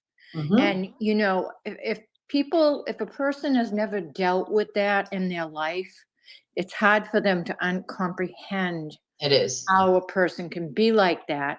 And then once they experience it, it becomes much easier. You start to see the flags. Exactly. And once you see it at that point, and this is exactly what I hear from every person who comes to me, once you see it at that point, you cannot unsee it. It's not unseeable at that point, right? So once you've broken through that veil of seeing what the hell he's like and the shit that he does, you cannot unsee it. And you're like, shit, why did I even take this into any consideration at this point? Like, why did I listen to this man? It's very clear to me now. It's like directly in front of me. I don't know how I could have possibly not seen it. But once you see it, you cannot unsee it at that point. It's just not unseeable. Well, I'll tell you that. I mean, I very early on I didn't care for the way he spoke about people. And the reason why I listened to him, which sounds like an excuse, but it isn't, because I did believe his narrative about the case, right? So I held on because I felt like I just wanted to see it through, right? And he wasn't the only one I listened to regarding the case, but I had a hard life too, you know, and so I'm not naive to the situation. If I told you my life stories, you know, but because of where I came from and what my mother instilled in me, I tried to see the best in people, right? And so that's when I say that taking him for face value is why I did it. I didn't agree with it long before I decided that enough is enough of this pig. He's a sick, very sick man, right? Yeah, he is. So, I mean, I'm not naive in any sense. And if you guys see my tweets, you know, I mean, they're nasty, but I'm speaking because I believe 100% that the things that I say are true, right? Yeah. And the things that I've said that I have come to realize that they were false, I will apologize to those people. So I'm not naive. I've been through a lot with my parents, with my ex-husband, you know what I mean?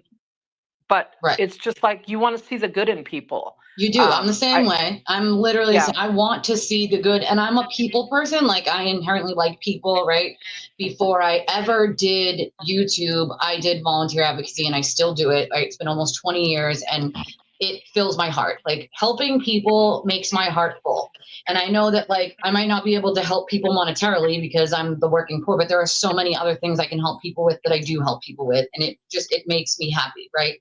And so all I have to do is use the knowledge that I have, that I've gained over the years with, you know, laws and policies and things like that to help people. And I do, right? Whether it's domestic violence or addiction or homelessness or medical complexities or getting access to things like food or housing, like those, I help people with all sorts of things, IEPs for kids. You know, I've done a bunch of those as an advocate. And, it's all really, a lot of it is from life experiences of my own, right? Like all of these things I have dealt with myself, right? Like, so I'm coming from a place of like wanting to make sure that other people don't have to go through what I went through, right? And if I can help that in any way, then I will, right? And the reason I even started my channel was, and I've done Miguel's case a couple times on my channel, but my friend went missing in the early 2000s. He's been missing almost 20 years now and still never been found. And I miss him dearly.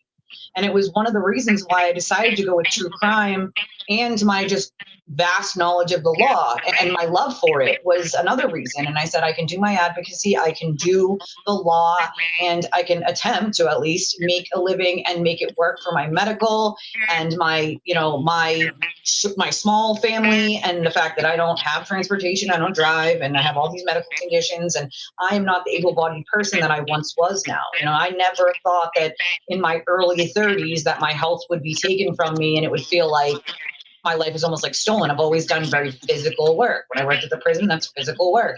I danced for 10 years. That's a very physical work. And Elise, excuse me. Somebody's got feedback. It's like double talking. I don't know if they're listening to something. I think it's there- Elise. So Elise, if you It can might mute be me, spaces when yeah. you talk. No, I can't think mute that might be spaces the because then problem. y'all can't hear me. Can you hear? Can you hear and listen to I them? heard it. I don't know where it's coming It from. might be me, but I can't. Oh, if you I can't mute That's it. right. No, if I mute it, you guys can't hear me. You can turn. I think you can turn your volume down on your phone. No, are you on your phone? I'm on a computer, and I'm streaming, so I have the stream up here on YouTube on, and then I have you guys on the other side, so the people on the stream can hear you guys, and vice versa, like you guys can hear me. That they're both open, so it might give a little. I'll just push the mic away from me a little bit. That might help. Yeah. So I just wanted to say too that I mean, Aiden is such an evil human being, and he won't change. It doesn't matter what happens or what people do, he won't change. The only thing that's going to stop him at this point, and even if it's temporary, is going to jail. That's it. That's the only thing that's going to stop his ability. I agree. To do what he's doing, to cause chaos and to cause the damage at this point. I mean, he is. I learned early on with him when I asked him why it was necessary for him to use the "see you next Tuesday" word, because I thought it was very offensive to women, and his response to me was, well, he said, it doesn't matter. He said, your father is not your father and your mother's a whore. That was his response to me. Wow. You know what I mean? So, I mean, he just cannot help himself at all. He's disgusting. Just Then I gross. believe he said on one of his lives that that term is used in, if I'm not mistaken, in other countries as a Then let him move to that country and right. use it. So he was just trying to justify, you know, using it the way he did, but it was like used as a term of endearment or some bullshit. It is in some countries, which I think is not fully true. But However, he's not using it in that, you know.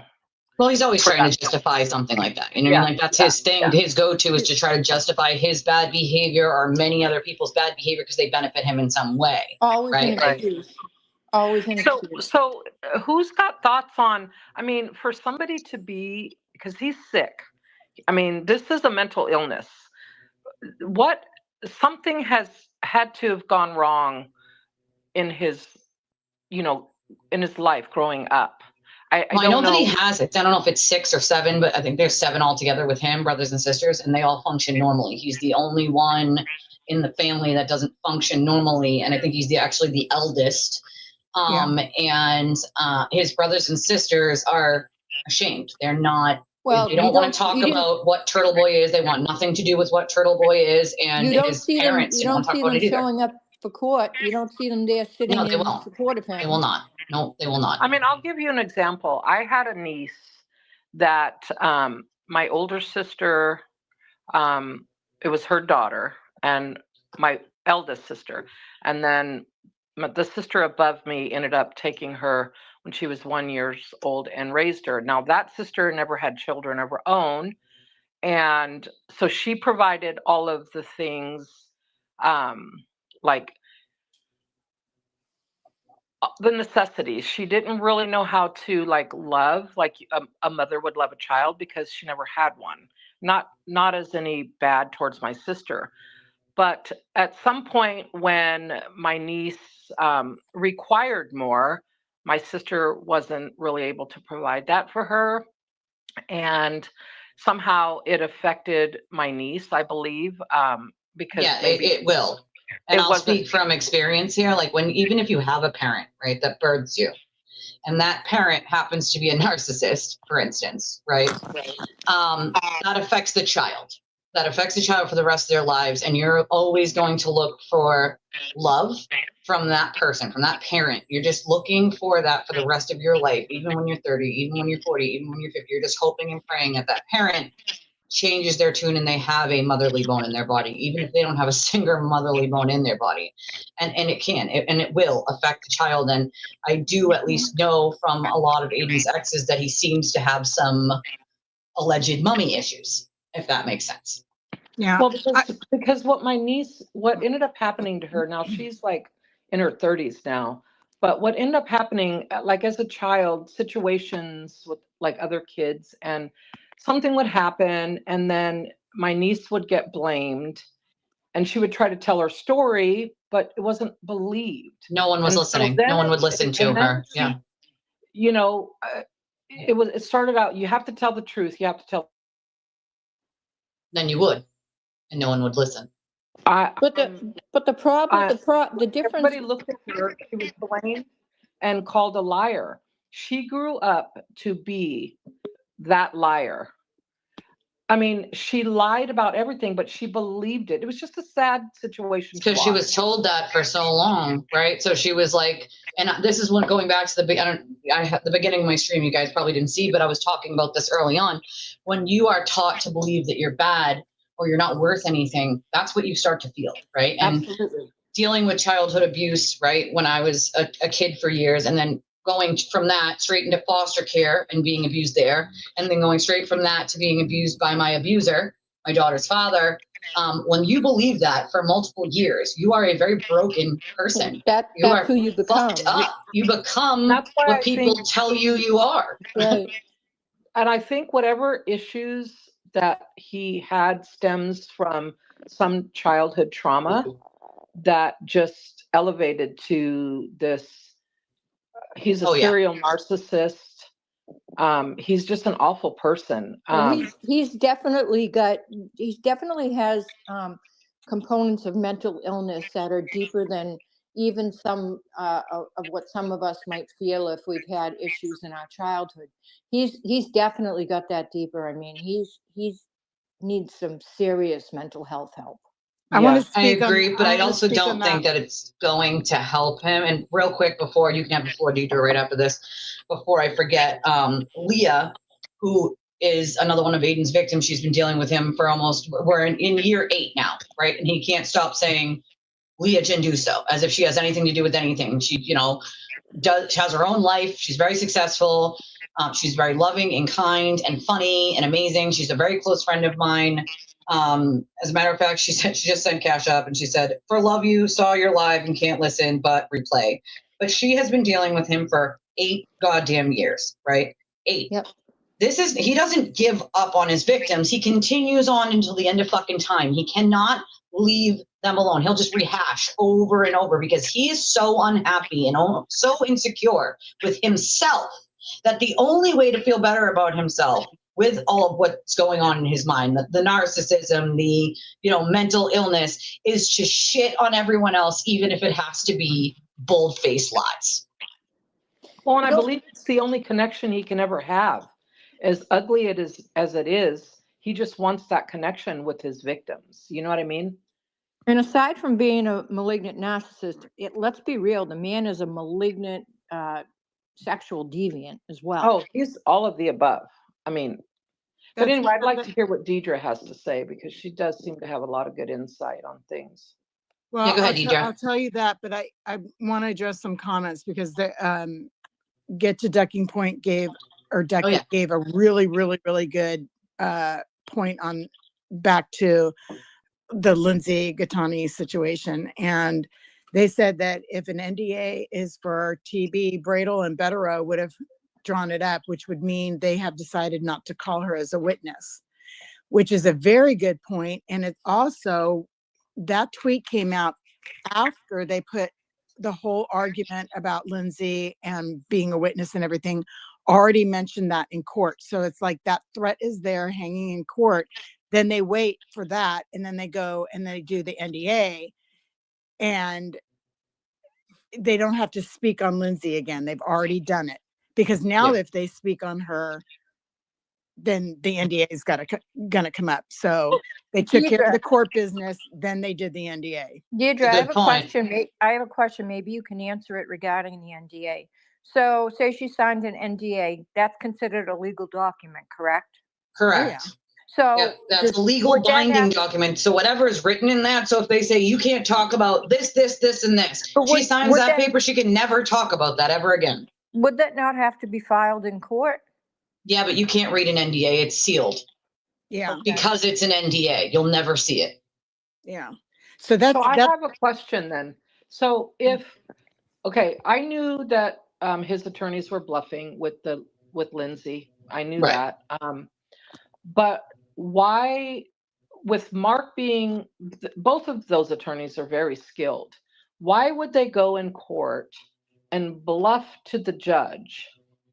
It's a legal tactic. It's a legal tactic to get the judge to do what they want the judge to do. I mean, lawyers do it all the time. That's being dishonest.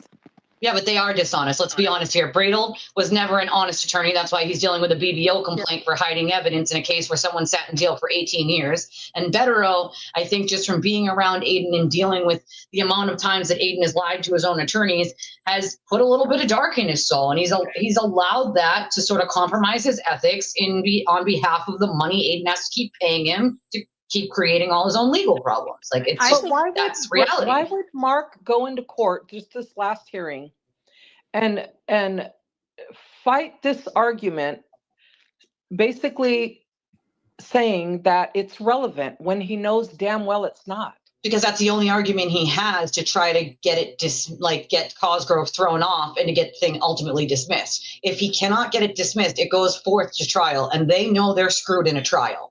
So that is his literal only one and only tactic legally that he's going to have, is to try to make something relevant that isn't relevant, or try to wear down the judge by saying it over and over until the judge agrees. I promise you though that this specific judge for Plymouth County that we just saw, who, yes, they went to Suffolk County, but he's a Plymouth County judge. This is not the judge that they want to play with. This judge is not going to play their games. He is not one of those judges. He is one of those judges who is a no-nonsense, fair judge, but he is not going to play fuck games with attorneys that are trying to get one over on him. He's very smart. He sees it right away, and he will stop it. Okay, so going back for one other second, is people are coming in and they don't know why this is being discussed. So just briefly, this has to do with the whole Ray from Dallas situation and his cousin coming out and saying that he with SA, I have to say it that way because we're on YouTube as well. Yeah. When they were children, they meaning Alex, the cousin of Ray from Dallas. So Alex is going to be going on Aiden's show on Saturday, which is in most people's estimation a bad decision. So that's kind of what started this conversation for people who are tuning in late.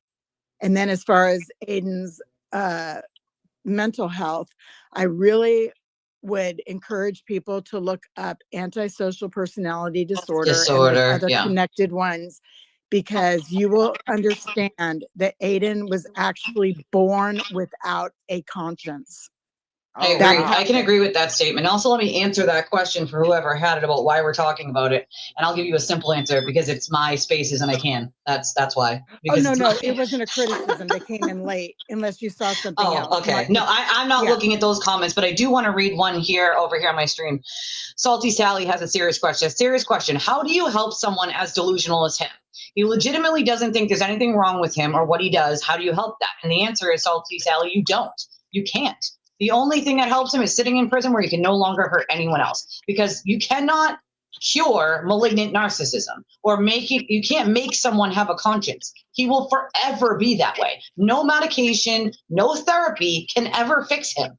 And the only safe place for him is institutionalized or in jail, where he can never hurt anyone ever, ever, ever again. And for New Hampshire dude who sends a $10 super chat, he said, I'm free Karen Reed, but this has been the most welcoming group. Thank you for being such good humans. No, thank you for being a good human. I don't know, some of you who are on Spaces might not know, but I have a great mix over here on my stream of free Karen Reed people and not free Karen Reed people.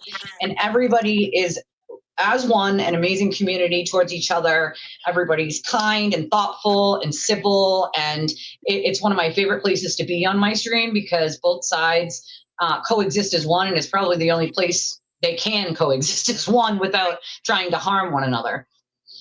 So Elise, I have a quick question. Here's an interesting thought about whether or not this will go to trial. I mean, obviously it's not going to be dismissed, and obviously Cosgrove's not going to be taken off the case. Yep. But, people, keep saying too that Aiden probably will take a plea deal, but the district attorney's office does not have to offer a plea deal to him. No, they don't. And I don't suspect that they're going to unless he has something real good to give them. And if they, like, for instance, it is standard for them to try to resolve the case. So there's a big difference between trying to resolve the case and giving him a plea deal that way or giving him a plea deal because he's got pertinent information to something else. Now, every judge is going to ask you to try to resolve the case. And if it doesn't have to go to trial, it doesn't have to go to trial.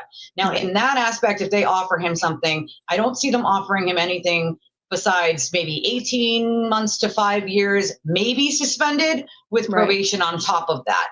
Now, they could not suspend it and still just give him the time, or they could say, we're going to suspend the 18 months to 5 years and say, you fuck up while you're on probation and have the suspended sentence and you would go to jail, right? And I have no doubt that he will fuck up eventually because that's who he is and he can't help himself. Then if they wanted to give him a deal because he has pertinent information that could put someone else in jail for very serious crimes, then they could possibly offer him something better. But he would really have to have proof of it. And he would have to, and when you agree to a deal like that, you have to agree to not lie about anything. If you lie about one thing, one singular thing, then they can pull the deal from you and say, go fuck yourself.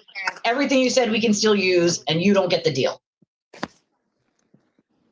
He has absolutely not one person that could even testify for the defense. There's really nobody. I can't think of one person.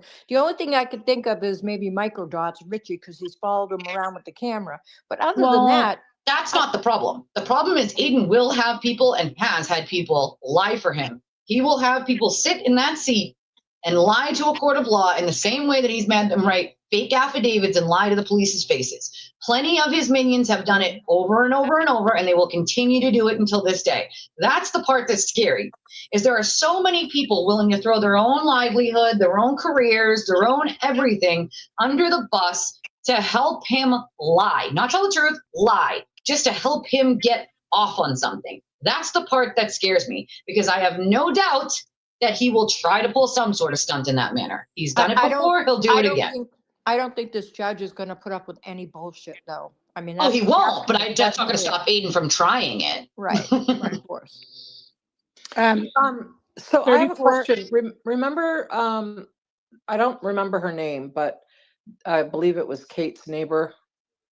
That. The Jean lady. Yeah. Yes. And her affidavit was full of lies and not just. It was all bullshit. All of it. Disappear, but he paid for her attorneys, right? And got correct. Yep, he sure did. So is this what he's going to do for Ray now? Pay for his attorney? Because he could. I mean, he's done it. So he also did it for Mary Bagwell so that she would keep those charges on Lindsay. Like, this is not, again, he also, full disclosure, offered Lindsay's kid's father money and an attorney to lie for him and smear Lindsay. Just FYI, so everyone knows. So this is not something that he hasn't done a million times over. That's also called a quid pro quo, which can get you charged and locked up. You cannot offer someone something of value in exchange for them to lie for you. That is illegal. So do you think the Gene situation will be brought up in his trial? I don't think so. There's I don't think so. So much prior bad acts? so much else. I was they going to could say the abuse him only with. way that they might be able to use it is prior bad acts. I don't think like Yeah. it would be like a subject matter. You know what I mean? The only way that I think that that could be brought up would be prior bad acts. That's And the that only was my way, because thought. it's not relevant But it's to not really prior. anything not else. prior. Oh, that's true. That's true. It's not prior to this case, but it's prior to Right. it going to trial. Right, but I think it's too remote in time. They could argue that they want to use it, but there's plenty of prior bad acts to use besides that one. Yes, very much so. Mm-hmm. Yeah. New Hampshire dude said, and he did tell me this yesterday on my stream. He said, "I told you I burned my TV shirt," and he totally did. He totally did burn his Turtle Boy shirt. What's mind blowing to me is that Aiden hasn't done this just to one girlfriend or partner. Oh no, every single one. He's done Every it to single one so he's been. many. Every single one of them, and these Yep. people that still Believe him? back Man of him. shit.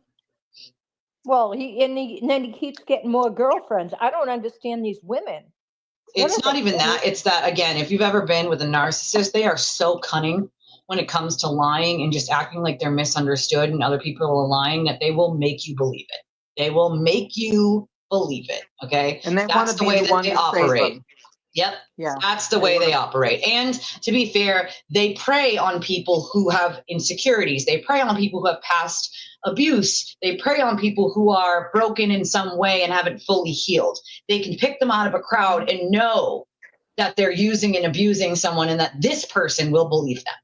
And Meredith said, straight up that she thought she could fix him. She thought she could save him.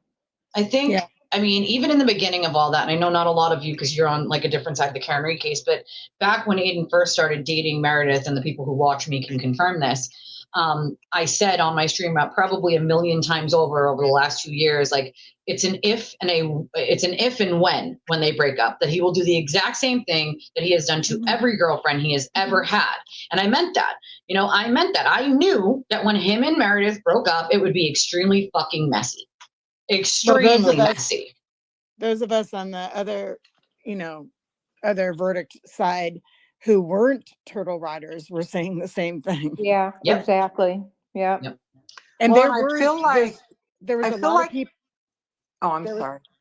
There was a lot of people who believed one way about the trial, but also saw him for what he was. We just didn't have a way of speaking out about it. So there was a lot of people. There was a lot of people that came to me privately over the years who have said, like, listen, I cannot speak out publicly. I don't want him coming from my family. I don't want him coming from my, life. I don't want him making shit up about me, but I support you, right? And there was a lot of people like that. And I get it. It's fear. There's a lot of reason why. There's people even now who are in his close circle that he thinks are friends that are not friends, that can't stand him. They stay there to give information to people like me to show what the fuck he's doing and how he's being harmful.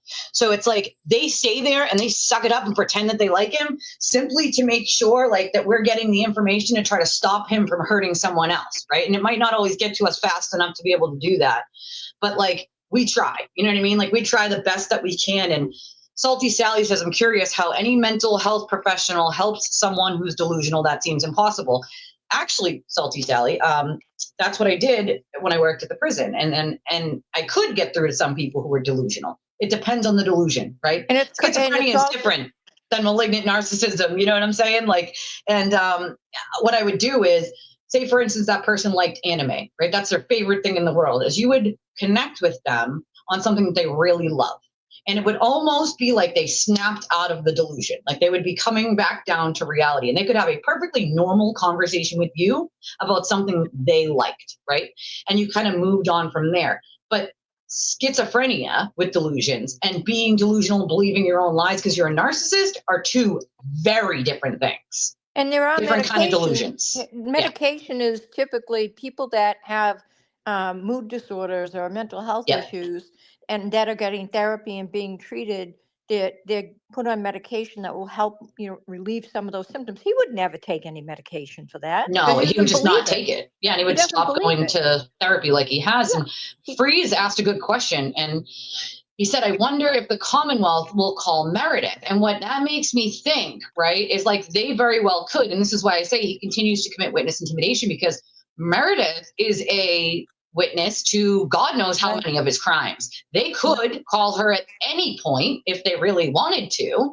And yeah, he could be charged with witness intimidation for fucking with her. Like he actually could. If the Commonwealth wants to go there, they absolutely could go there, right? Nothing is ever his fault. He blames everyone else for everything. He's always the victim. And you ever notice how when someone is actually the victim, how he tries to reverse that role? And narcissists do that. That's what they do, right? Reverse the roles.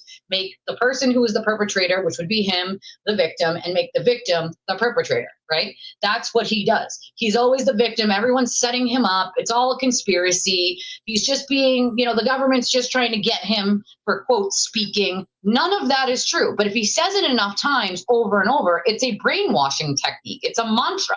If he just repeats it enough times, his followers will repeat it to other people, and those people will repeat it to other people, so on and so forth, until everyone believes it because they see it so much. That's how you start a cult, literally. Yeah, if you say the same thing over and over and over, after a while, people begin to believe that. Correct. Right, and he had the platform to do that. 34, I don't know the rest of your handle. Can you try muting? Someone thinks that it's you with the back, with the... It wasn't me because I muted, so. I'm home Wait, alone. Chris, My I TV see Chris. volume is down. There's no Chris, one, yeah. I see Chris. Does the koala want to hop up and say hello? I never get to be on spaces with my koala crew because I'm always asleep at night. And they're all like...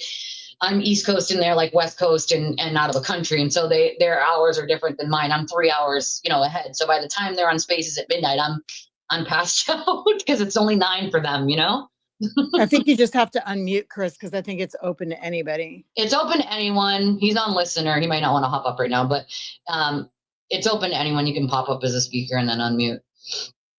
And just to repeat, because we have a lot more people on spaces, if you're able to switch over to Untwisted Tragedies channel on YouTube, we are live. Yeah, it's preferable to do that because that helps Elisa's algorithm.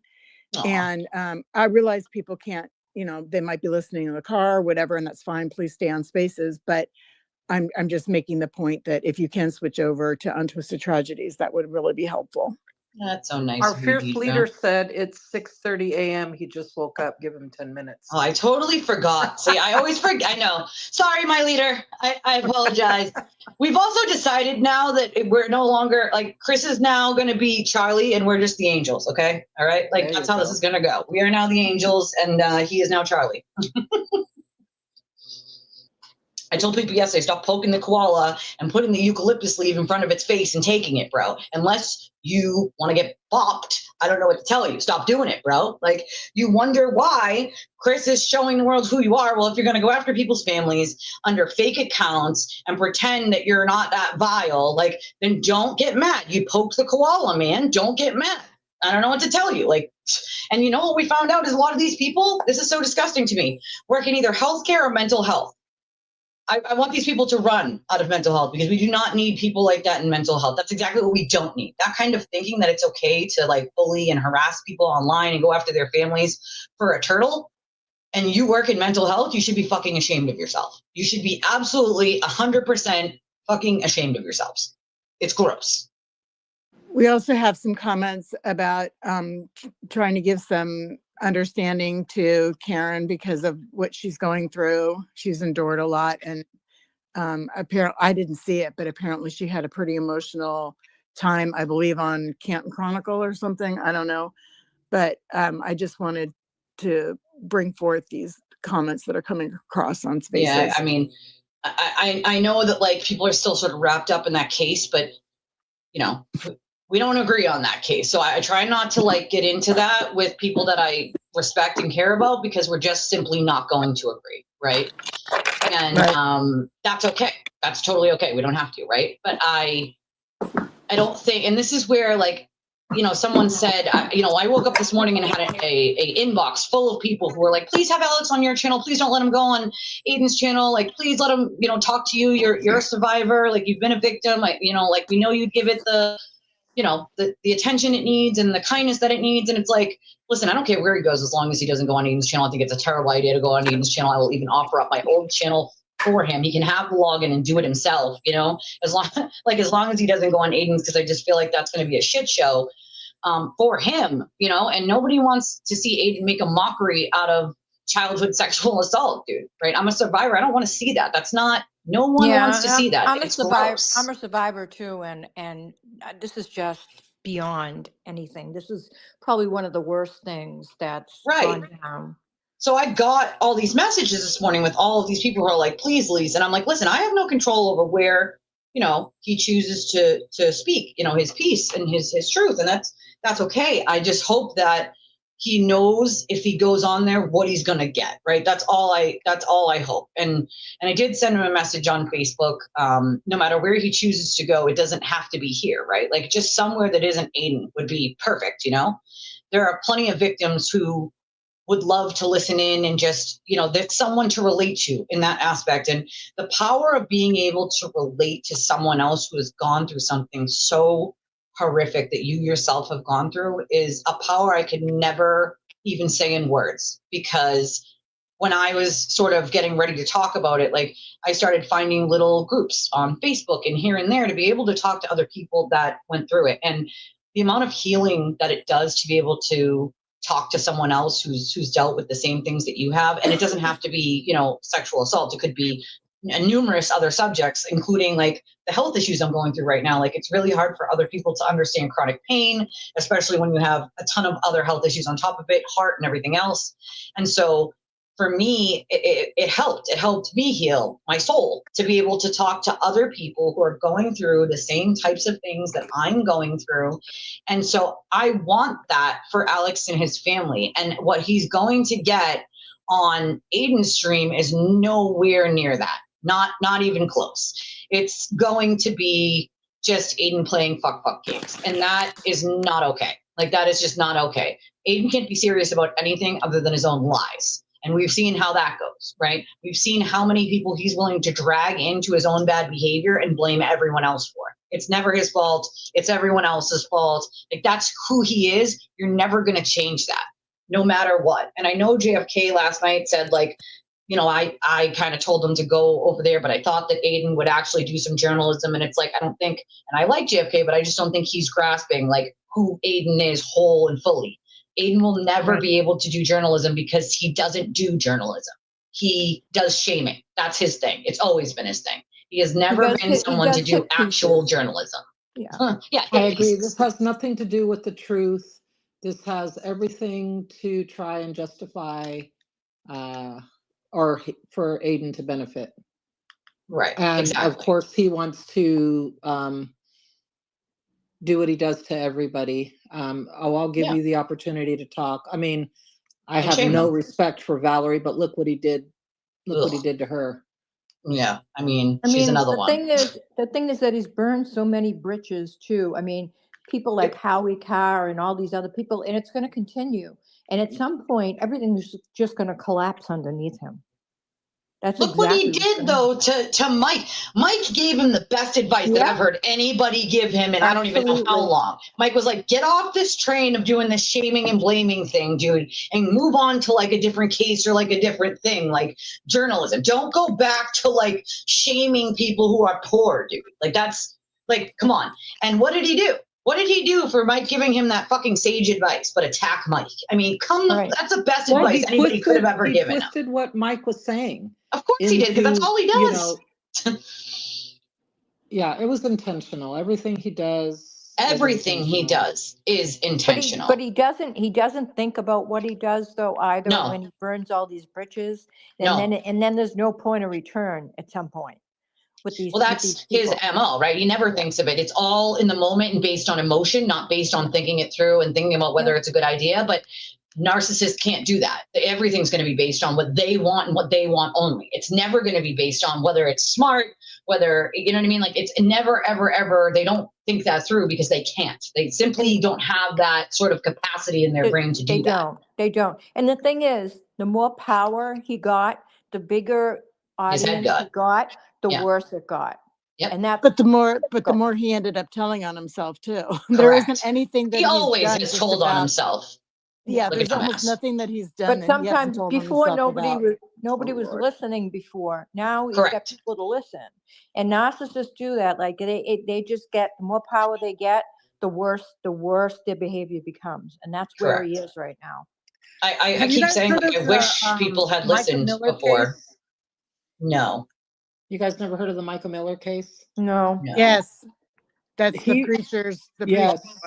preacher. Aiden reminds me of John Paul.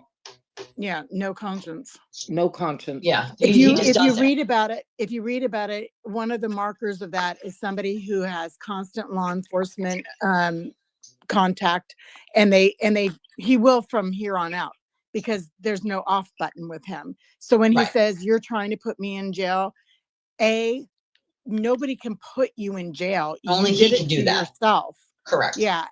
And two, this is just going to be his way of life from now on. That's all there is to it. And he needs that the same as a drug addict needs to be. Correct. In treatment.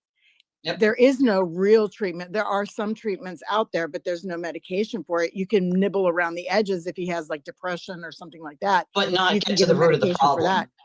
Right. Yeah, you can't give him dirt and a seed and make him grow a conscience. That pass. Yep. So for me, watching all of this happen for so long has been really frustrating. Because he made me out to be like the villain, right? I'm a villain. I'm a bad person. I'm a villain, right? Which is far from what I really am in real life, of course. But no one was listening, right? And it was so frustrating to me as someone who's a victim. Like, if I can just get people to listen, I can, like, they can move away from him and not be a victim. So watching him victimize people over and over and over and over was like, what am I failing at here as a creator and as a person trying to help? Like, how am I failing these people by not getting through? And it's because he had done so much damage with his repeating the same things over and over until people believed them, that people were willing to just disregard anything I said, even though I had never just said something that was untrue just to say it. Like, that's not who I am. It's not what I do. Right. And so they were still willing to not listen. You know what I'm saying? Like, in his whole thing of telling people, like, they're just trying to take me from my children. These people who want me locked up, including Meredith, they're just trying to take me from my children. He says that by design. It's a way to make Meredith feel like she can't go to the police if he's doing something wrong. So that way, later on, if they do get involved, he can say, well, if it was so bad, why didn't you go to them back then? It's the same MO he has done numerous times over and over and over. It's the same. That's what cult leaders do. Correct. That's exactly how they get people to follow them and to believe all the lies they tell. And they just keep manipulating them and telling them the same thing over and over and over until it brainwashes them. That's right. That's correct. And that's exactly how it works. And it's so frustrating for someone like me who's like trying to stop him from hurting people and trying to like wake people up to like who he is, because it's right there. It's all in front of you, right? And if you can just pull yourself back from that cult for just a moment, even a moment, then you'll see it. And then you can't unsee what you're seeing. You know what I'm saying? And then it's all there for everyone to see. And they don't have to listen to me. They can see it for themselves.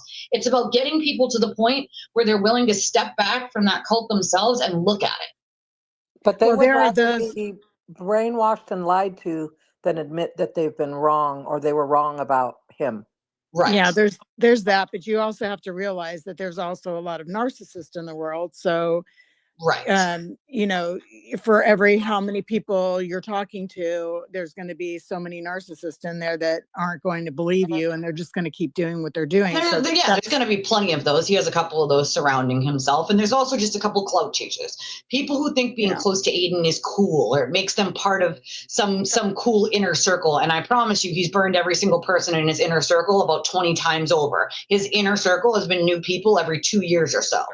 You know, people go every single person comes out and he gets new people that come in, and he just victimizes new people over and over. Eventually he burns everything that he touches, everything that is good or has any decency to it. He immediately burns. Anything that has a little corruption to it takes a while, but he will burn that down too. You know, it doesn't matter. The interesting thing that's changed, though, recently over the past few months, prior to that, he would, attack individual people that would try to speak out against him. There were so Correct. many people that were afraid to speak out and they didn't. Yep. So you had singular people trying There still to are. Yeah. there still are. Yep. However, what's happened in the last few months is that And you now, have more people that are willing to put themselves out there. yes. And that's what's It's going to make encouraging. the difference. People have to keep speaking out. Oh, that's And what I you're said. I not gonna said be there's able no to way to keep up stop with it. No, there's no Right. way to stop it other than everyone saying enough is enough. We are not Right. doing this anymore. We're not going to Right. deal with it anymore. We are all going to Right. stand up. We're all going to say this is not okay. That is Exactly. the only way to stop someone like him, is to outright cancel him. And I don't believe in cancel That's culture, right. but he is extremely dangerous. And I don't mean dangerous like he's going to stab someone, although he could have the capability. I don't know. But No, he's dangerous as in he has destroyed dozens and dozens, even hundreds of lives at this point. emotionally, he's Families, extremely children, right? emotionally It's dangerous. not even just emotionally. He's damaged, and I Psychologically. can speak for myself, but even now I still have not recovered monetarily and through my channel. Like, I'm at 3,000 subscribers. I should be at 30,000, right? So there are so many people that still believe his bullshit that I am the slow drip of like going up on YouTube has been even slower because I have to fight against that. You know what I'm saying? But what I'm not willing to do is just shut up and go away or not talk about it to grow, because if I do that, yeah, okay, it'll make me more money, fine. But it doesn't get to the root of the problem, which is helping people get the hell out of dealing with him, or get them away from it, to make sure they're not a victim, which is the bottom line. Money comes and goes. I've had everything in life and I've had nothing. Right now I'm, a poor person, but the bottom line is money comes and goes, but people, their lives, they matter. Like, I didn't get into advocacy to take $1 more over a human. Well, the other issue too is that you're getting more people that get pulled as people come out and they recognize it. Other people are being pulled in. Other people out. Well, that's the other thing. You have other people being pulled in as people are being pulled out. Right. But Larnard, Amber said, just wanted to say, listening to all of your experiences and knowledge is encouraging. We may have lost a few good folks to the cult, but you're all saving more than we're losing. And I do think that we are seeing more now than ever, at least since I've been talking, and it's been over 2 years. Like, now more than ever, people are coming to me and people are speaking out in groups, instead of just one or two of us or three of us here in different places. It's all as a group, right? And that's the point. That has to continue, It does. because before it was, you were like a single voice, and then he would I know. just decimate you and attack you. But if groups come at him, he's not going to be able to do that. He can't keep up with it. He Right. can't. He cannot. I agree with you wholeheartedly. That's, literally. Oh, okay. I sent Alex a message already on Facebook. So whether he sees it or not is going to be another thing, because we're not friends on Facebook. So sometimes it sends it to like your spam account, and people don't even know that like folder exists. It used to alert you that someone sent you a message that you weren't friends with, but now it doesn't, and it just sends it to the spam folder. So, and Claude's right. He doesn't have real friendships, like real ones. He does not. Like friends he's known for years, he doesn't have those. Doesn't exist. Not capable. Not capable. Right. No capacity. That's right. Yeah. That's exactly right. And Salty Sally said 100%. That's why I'm so, quote, obsessed, like his followers say. I want people to realize he's a bad person. And that's the excuse he uses, right? Is, oh, they're just obsessed with me. They just don't like me. They have turtle boy derangement syndrome. No one is obsessed with you, bro. What we're trying to do is stop you from hurting other people. Okay, that's what we're trying to do. Nobody gives a fuck about you, and you are a harmful individual. We're trying to save real human beings who are decent deep down that you're screwing over. Like, no one is obsessed with you specifically, other than the fact that you're a horrible person, and we need people to stay the fuck away from you so that they don't get hurt, so their lives are not altered in the way that mine was. I hate to say it. It's like trying to stop a serial killer from killing. It is. It is. Thing. It's a tall order. But I feel like from the time I started till now, at least we're gaining some traction here. And that's a little encouraging, because what I can tell you is it's very discouraging watching some of his sewer crew, right? Some of his other content creator minions, right? And if you go on their channels and they're doing live streams, you'll see like, they're getting super chat, super sticker, Venmo, Cash App, super chat, and it's just like constant. And you're like, what are these people like putting their money into? Like, they're not, none of the people that they're like supporting off those channels. Who, like the Glera, who Like the now Glera, yep, said he was like accused Baker. of he was accused of rape now, talking about Right. he was so drunk at the Omni that Exactly. So we're talking about these are the type of people, right? But these people don't give a shit about their viewers. They don't care about talk shit about their viewers. They don't care about who supports them and who doesn't. Look at all the support Nan gave to these people. And none of these people could even give her the basic decency or kindness to just treat her like a normal human being. Once that dog whistle was blown, they didn't care who they took down. They didn't care if they were treating Nan like she was some second-class citizen. They used her being generous as some sort of gotcha. Like, oh, you're being generous, so that means you're trying to buy your way in. Well, why can't she just be generous? Because she has the money to take that pressure off a creator. I would die to have that kind of support, right? Like $200 a couple times a stream. Like that's the kind of pressure that gets taken off of your shoulders and you can breathe as a support. I'm lucky to make a couple hundred a week, working 6 days a week. Okay. Right. Like they don't, not even understanding what they're gaining. They're not appreciating what they're gaining because they just think it's owed to them. And it's like coming from someone who's had nothing and everything, like learn how to fucking appreciate what the hell people are giving you and the support that they're giving you, allowing you to breathe and be a creator. Because if you don't have that, who are you as a creator without your viewers? Who the fuck are you? You're nobody. He believes in his mind that he deserves that. And absolutely. That's the problem. He doesn't understand or can't comprehend that he should be grateful to people that are supporting him. He thinks he deserves every bit of that. That's right. That's exactly right. And this is, Peggy said Darvo, and it's exactly what it is. Deny, attack, reverse, victim, and offender. Like that's exactly what he does. You know what I'm saying? Like that's exactly what he does. Clause right here. Every one of his relationships is transactional.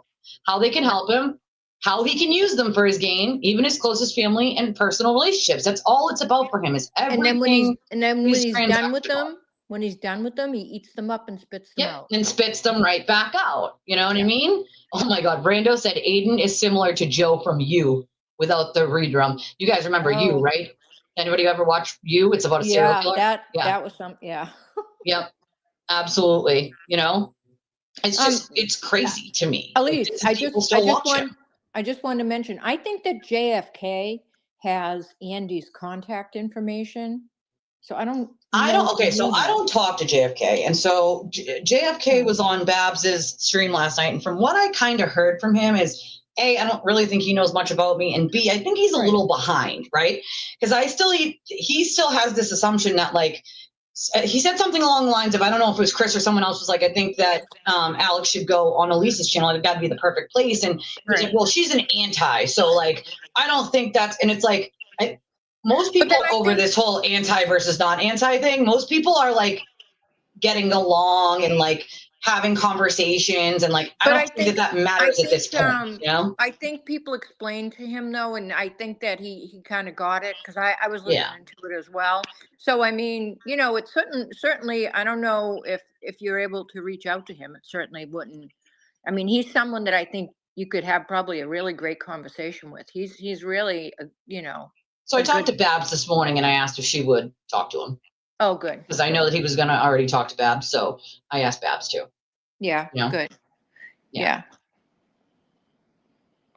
Well, she said she loves that we're running spaces on the channel, that people's voices are being heard. And I love that too, because for the people that are on spaces, like you might be on spaces, but your voices are all currently being amplified on my channel right now on YouTube. So you're essentially taking your voices and using them in a very big way, right? Like you're using them just not on spaces, but also on YouTube. And because I'm streaming, it's also going to Facebook. So I stream at 3 places at once. So your voices are extremely amplified in this moment. And this is an important like subject. This is an important issue that we're all starting to deal with him and trying to make sure that like people don't keep getting hurt. And it's hard. And the nice thing about amplifying the voices is that people can see that it's not just one singular person saying something. Correct. It's a group of people that are saying something, and the group is growing larger and larger by the day. It is. It absolutely is. I mean, not only are you a crossover, so to speak, but you're a soft place for people to land, and people see that. So the pendulum is starting to swing, not only to for people to wake up about Aiden, but also to know that there are people out there that will help them, and are there for them like you. Right. Yep. So No one wants. So hang in- for those that don't watch my show, I have a motto here, and it's no one suffers in silence alone. I don't care if you are a perfect stranger to me. I will always answer a message. Always. Right? Always. Because I suffered in silence alone for many years of my life. No one should have to walk that road by themselves, ever.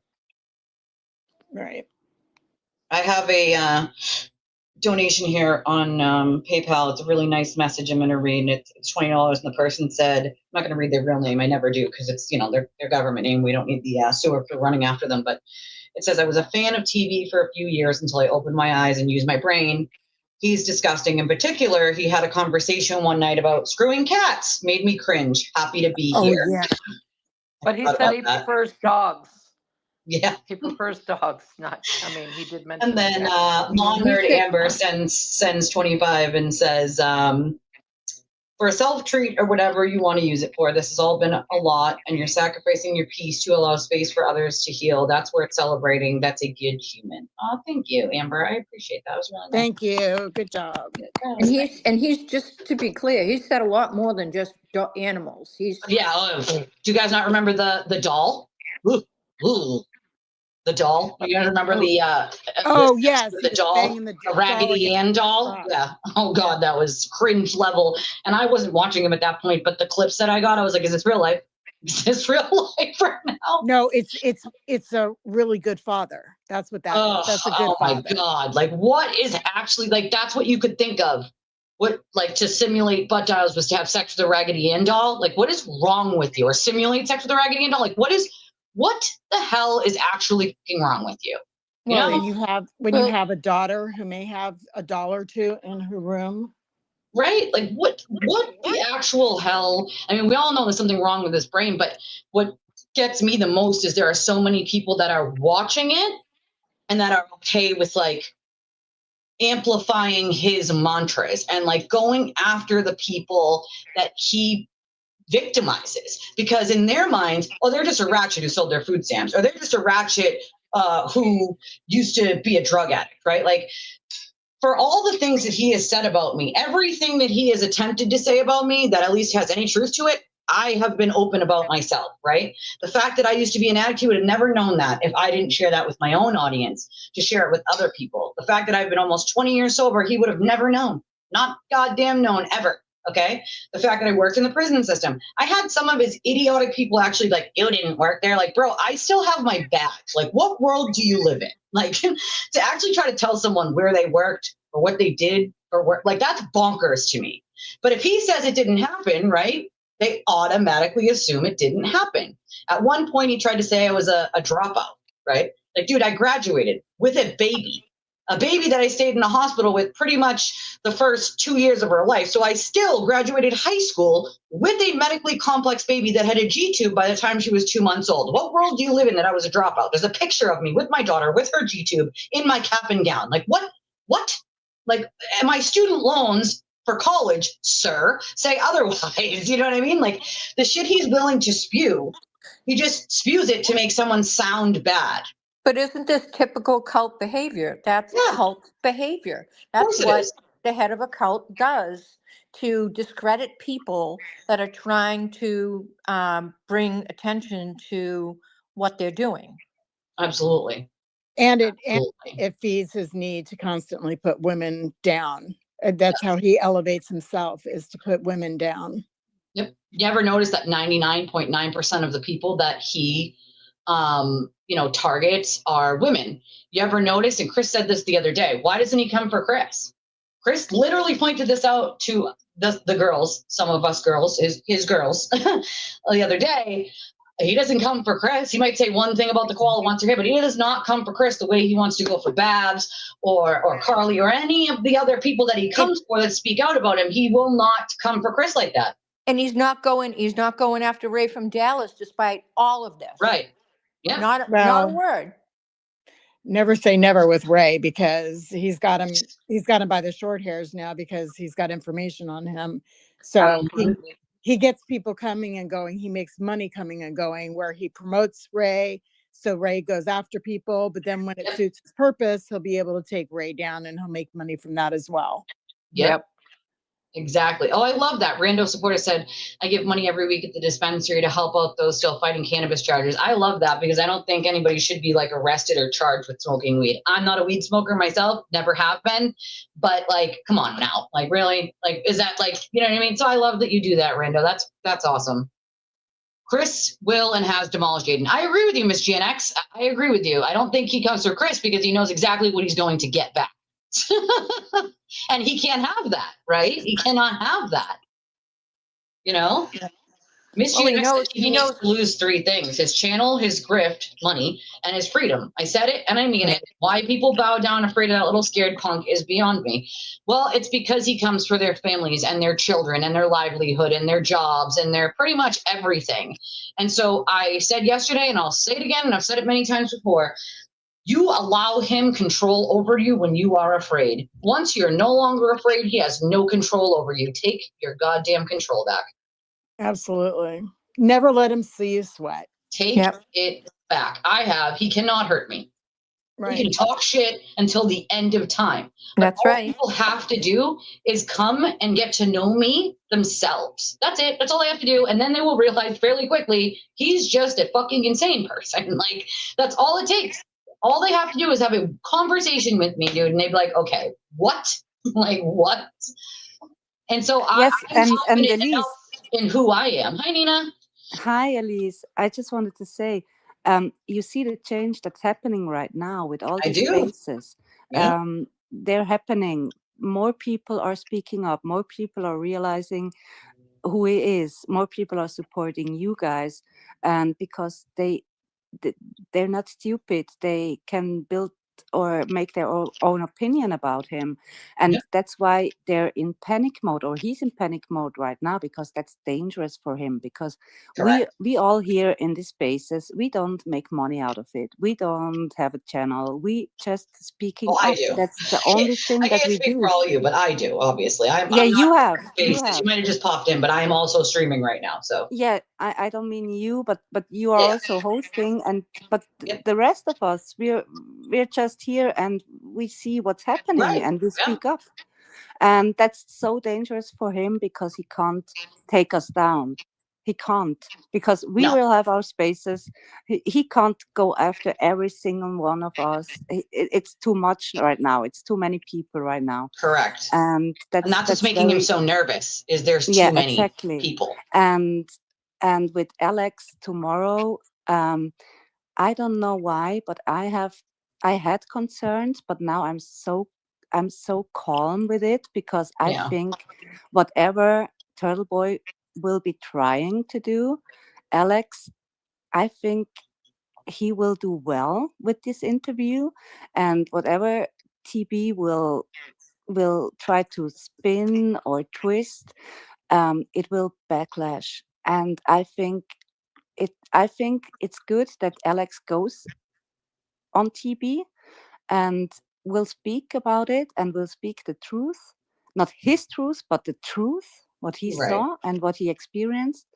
And Turtle Boy can do whatever he wants. He knows exactly. It will backlash. I don't know. Well, that's if he doesn't mute him. Well, that's the thing. It's gonna get rowdy, I believe. But that also will come back to him if he does that. I mean, now there are people who will call him out, and not only Elise, or not only one woman. It will be there's a lot. There's a lot an now. army. Yeah, and that's why I'm quite confident that Alex will be doing well with this interview. And just what I wanted also to say with Ray from Dallas, when I first heard him, I heard him for a minute or so, and my first thought was, that's a fucking creep. And my second thought was, he's a fraud. How can anyone follow him, believe him, trust him? It's a good What are question. we doing here? Good question. What are I we think there was an doing? agreement for It promoting was him such a that setup. he spoke whatever he was told to spoke and have guests on, you know, Yeah, per that's Aiden. I believe that was, exactly. yeah. So Yeah, let me but put this real quick. Salty is asking a question I actually have the answer to. So Salty Sally said, we see this and we know the kind of person he is, but is the court going to see any of this? Is Cosgrove going to expose him like X has? And let me just throw this out there real quick. So I just got word recently that Cosgrove has gotten hundreds, thousands probably of messages and emails. Okay. So people are sending Cosgrove all of this stuff. All right. But I want everyone to be aware. All right. That Cosgrove, anything Cosgrove gets is discoverable. So if you send an email to Cosgrove about Aiden in the evidence, just know that whatever you write in the email, whatever you provide is discoverable to Aiden's team. So I suggest, in my damn opinion, that you use a fake email and a fake name if you are trying to keep your identity a secret. Even though you're sending it to Cosgrove or to the DA's office, it's discoverable by Aiden's team. And he could see your name and his attorneys will give it to him and he can go after you. So make a fake Gmail with a fake damn name if you're trying to hide your identity, because I think otherwise, like, it's a very real possibility that he comes for you. All of that is discoverable. Definitely still send the evidence. I definitely think that's a great thing, but I'm saying Cosgrove is getting things by the boatload, by the actual freaking boatload. And so that means that everything that's happening on here, he's getting the clips, he's getting the screenshots, like all of that is going to Cosgrove. He's stockpiling all of that. He's also just one person, right? So he can only do so much at the same time. And I do think that he's probably holding a bit of it for when he wants to revoke bail, It's snowing also, right now. Oh boy. Also, when you send stuff like people have, it doesn't mean that you're an agent of the government, as people have been accused of being. It just, any citizen can contact the prosecutor and give over information if you have it. There's nothing wrong with that. And don't buy that BS that you then become some kind of government agent. You're not a government agent if you just send things. Any person is allowed to. You could call the police station right now and say, I have, this evidence about a crime. You're not a government agent because you provide it. It's the most ridiculous, nonsensical argument I've ever heard a day in my goddamn life. So let me read this real quick. One of my viewers sends $20 and says, blessings. Thank you. This one is important. This is a really good point of a book, I believe. So this person, I'm not going to say, if I don't know your screen name, I'm not going to read your real name. Don't worry. So this person sends $100, actually. Thank you so much. That's very kind of you. And says, I found AK during the Karen Reed trial, which is Aiden. AK is Aiden. I tuned him out after he went after a boots on the ground woman because he didn't like her questioning him. Please mention the book Cultish by Amanda Montell. It's a great read that explores the use of language to control people. God bless. So it's called Cultish by Amanda Montell. I've actually read some of that book. I haven't finished it, but it is a good book if any of you readers out there want to read something that goes along with like the cult stuff and how it happens. And you will see the correlation between that and what Aiden does. Yeah, my question is also, I mean, you have the cult leader, and then you have the followers, right? And for me, the followers are just as bad as the leader, because it always needs two of them.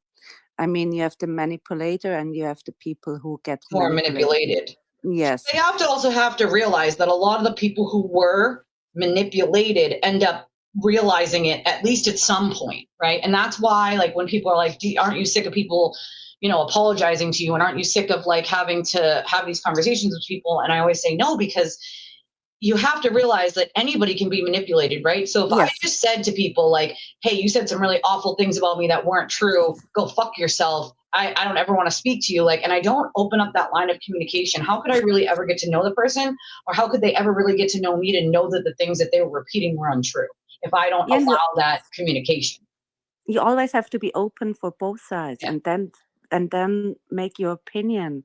I mean, you have to listen to both sides to make your own opinion about something, and listen to your gut, and just common sense sometimes. And does it make sense? Question yourself, question what Right. they say, question what they say. And then, you come to a sense.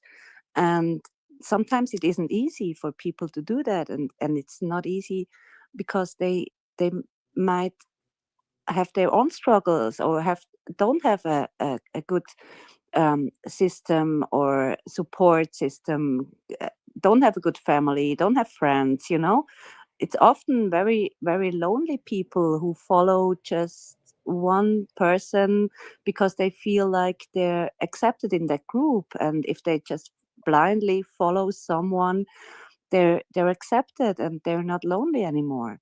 I mean, And the ones that maybe go outside of that boundary and push back a little bit because they kind of see some things, that's when he instills fear in them to make them submissive. yes, That's right. And that's Yeah. exactly what he does.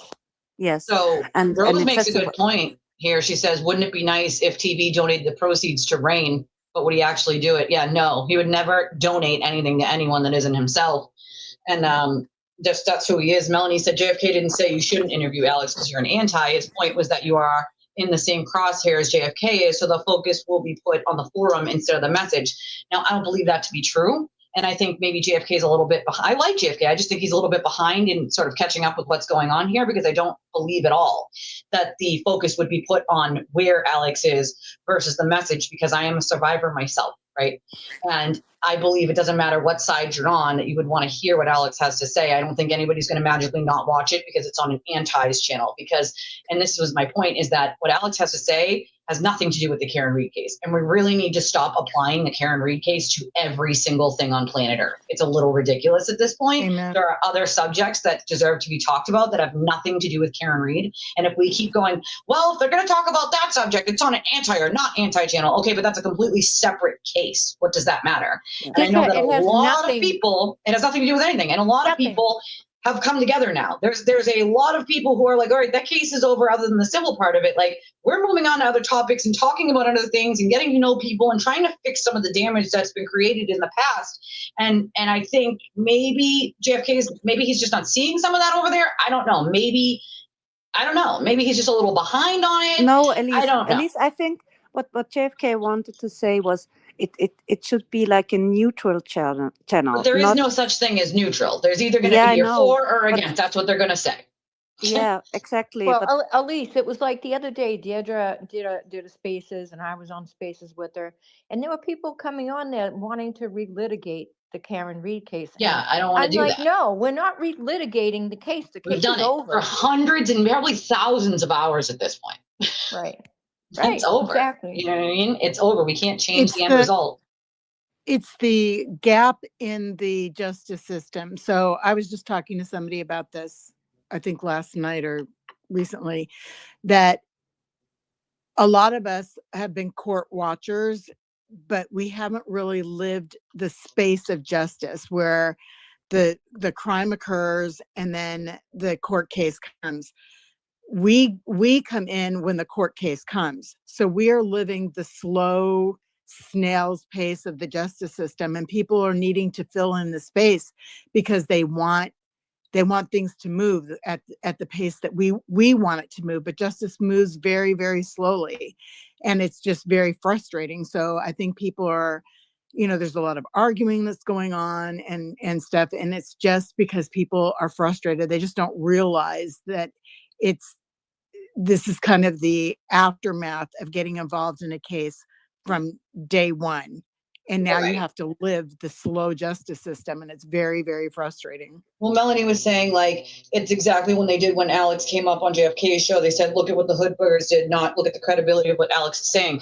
But Melanie, it doesn't matter whose channel Alex goes on. Aiden and his small group of minions are going to say that no matter who it is.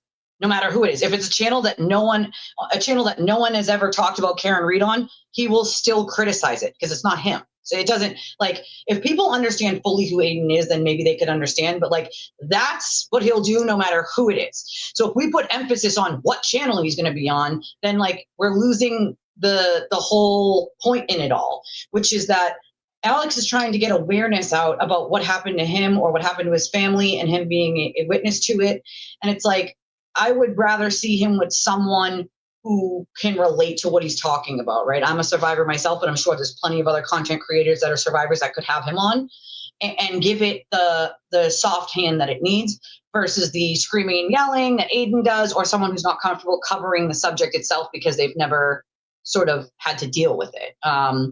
Not Laura Croft said I was hanging on the idea he was a devoted father and then realized I was totally falling for the gaslighting. And that's half the problem is the gaslighting with Aiden is so excessive that he will literally sit there and tell you that you didn't hear what you heard and you didn't see what you saw. What you really heard was what he wants to tell you, and what you really saw is what he's telling you saw. And people actually, instead of like acknowledging what they actually heard or what they actually saw, will actually repeat what he is telling them they heard or what he's telling them they saw, which is the exact same thing that an actual cult leader does. It's a level of gaslighting that is out of control, But now you have a bunch of people, like I think it's hundreds, who won't accept it anymore, who will call him out for it. So it's not anymore 100 whatever K against one person. Now it's like, okay, we're listening, we're watching, and we will call you out if you're gaslighting Alex, and we will call you out for every single word. Oh yeah, he'll definitely get called out for that. 100%. And that's the change. That's the change. But that's why it needs to not stop. It needs to continue. The conversation needs to continue until he's, this is just done with. Because if it stops, it's going to give him the little it gives him space the oomph to keep coming back, and that's what happens. And then he reignites. So Cubert sends a $4.99 super chat and says, I think one thing we can all agree on is that we want true justice for Lysandra and her unborn baby. And Officer O'Keefe, thanks for the safe space. Lisa, you're totally welcome. And I think justice, I think any family losing someone or someone who's missing wants justice, like that's what you hope that the justice system gives you. Our justice system is broken. It is. There are a lot of things that need to be fixed in it. And unfortunately, we can't fix them alone, right? Like we just can't, unfortunately. Now, before I continue with the spaces, because I'm going to continue with the spaces, but I need to shut the stream down because I'm going to be going outside in a minute to get my kiddo off the bus. So let me just, before all of you wonderful people on spaces continue, let me say goodbye to my stream and my peoples. And if you want, you guys can all jump on spaces, and I'm going to let Deidre sort of run this show while I'm outside. But I appreciate you all being here and having this conversation with this pretty heavy subject that we are talking about, because it's a heavy subject. It's a trigger warning, right? But it's important at the same time. Do me a favor on you guys' way out and hit that like button. We appreciate you, and subscribe if you already haven't. You know how to donate to the channel if you would like to do so. There is a link into the top of the chat, and it's also in the description. You can use any credit or debit card on that one. And then we have the basic Cash App, Venmo, PayPal options. And for those of you who are out of country, in the description of the video is also Revolut, which you can use. There's also a Chime, which is the same as the Cash App and Venmo, and there's an Amazon wish list because all of you requested all these different ways to do it. So I appreciate all you. I love your stinking faces over on my stream, and tomorrow is my only day off for the stream. So you might see me on Twitter or Spaces, but you guys won't see me tomorrow, but you will see me for the Sunday show, which is my favorite show of the week. So everybody on my stream, have an amazing, wonderful day, and I love y'all.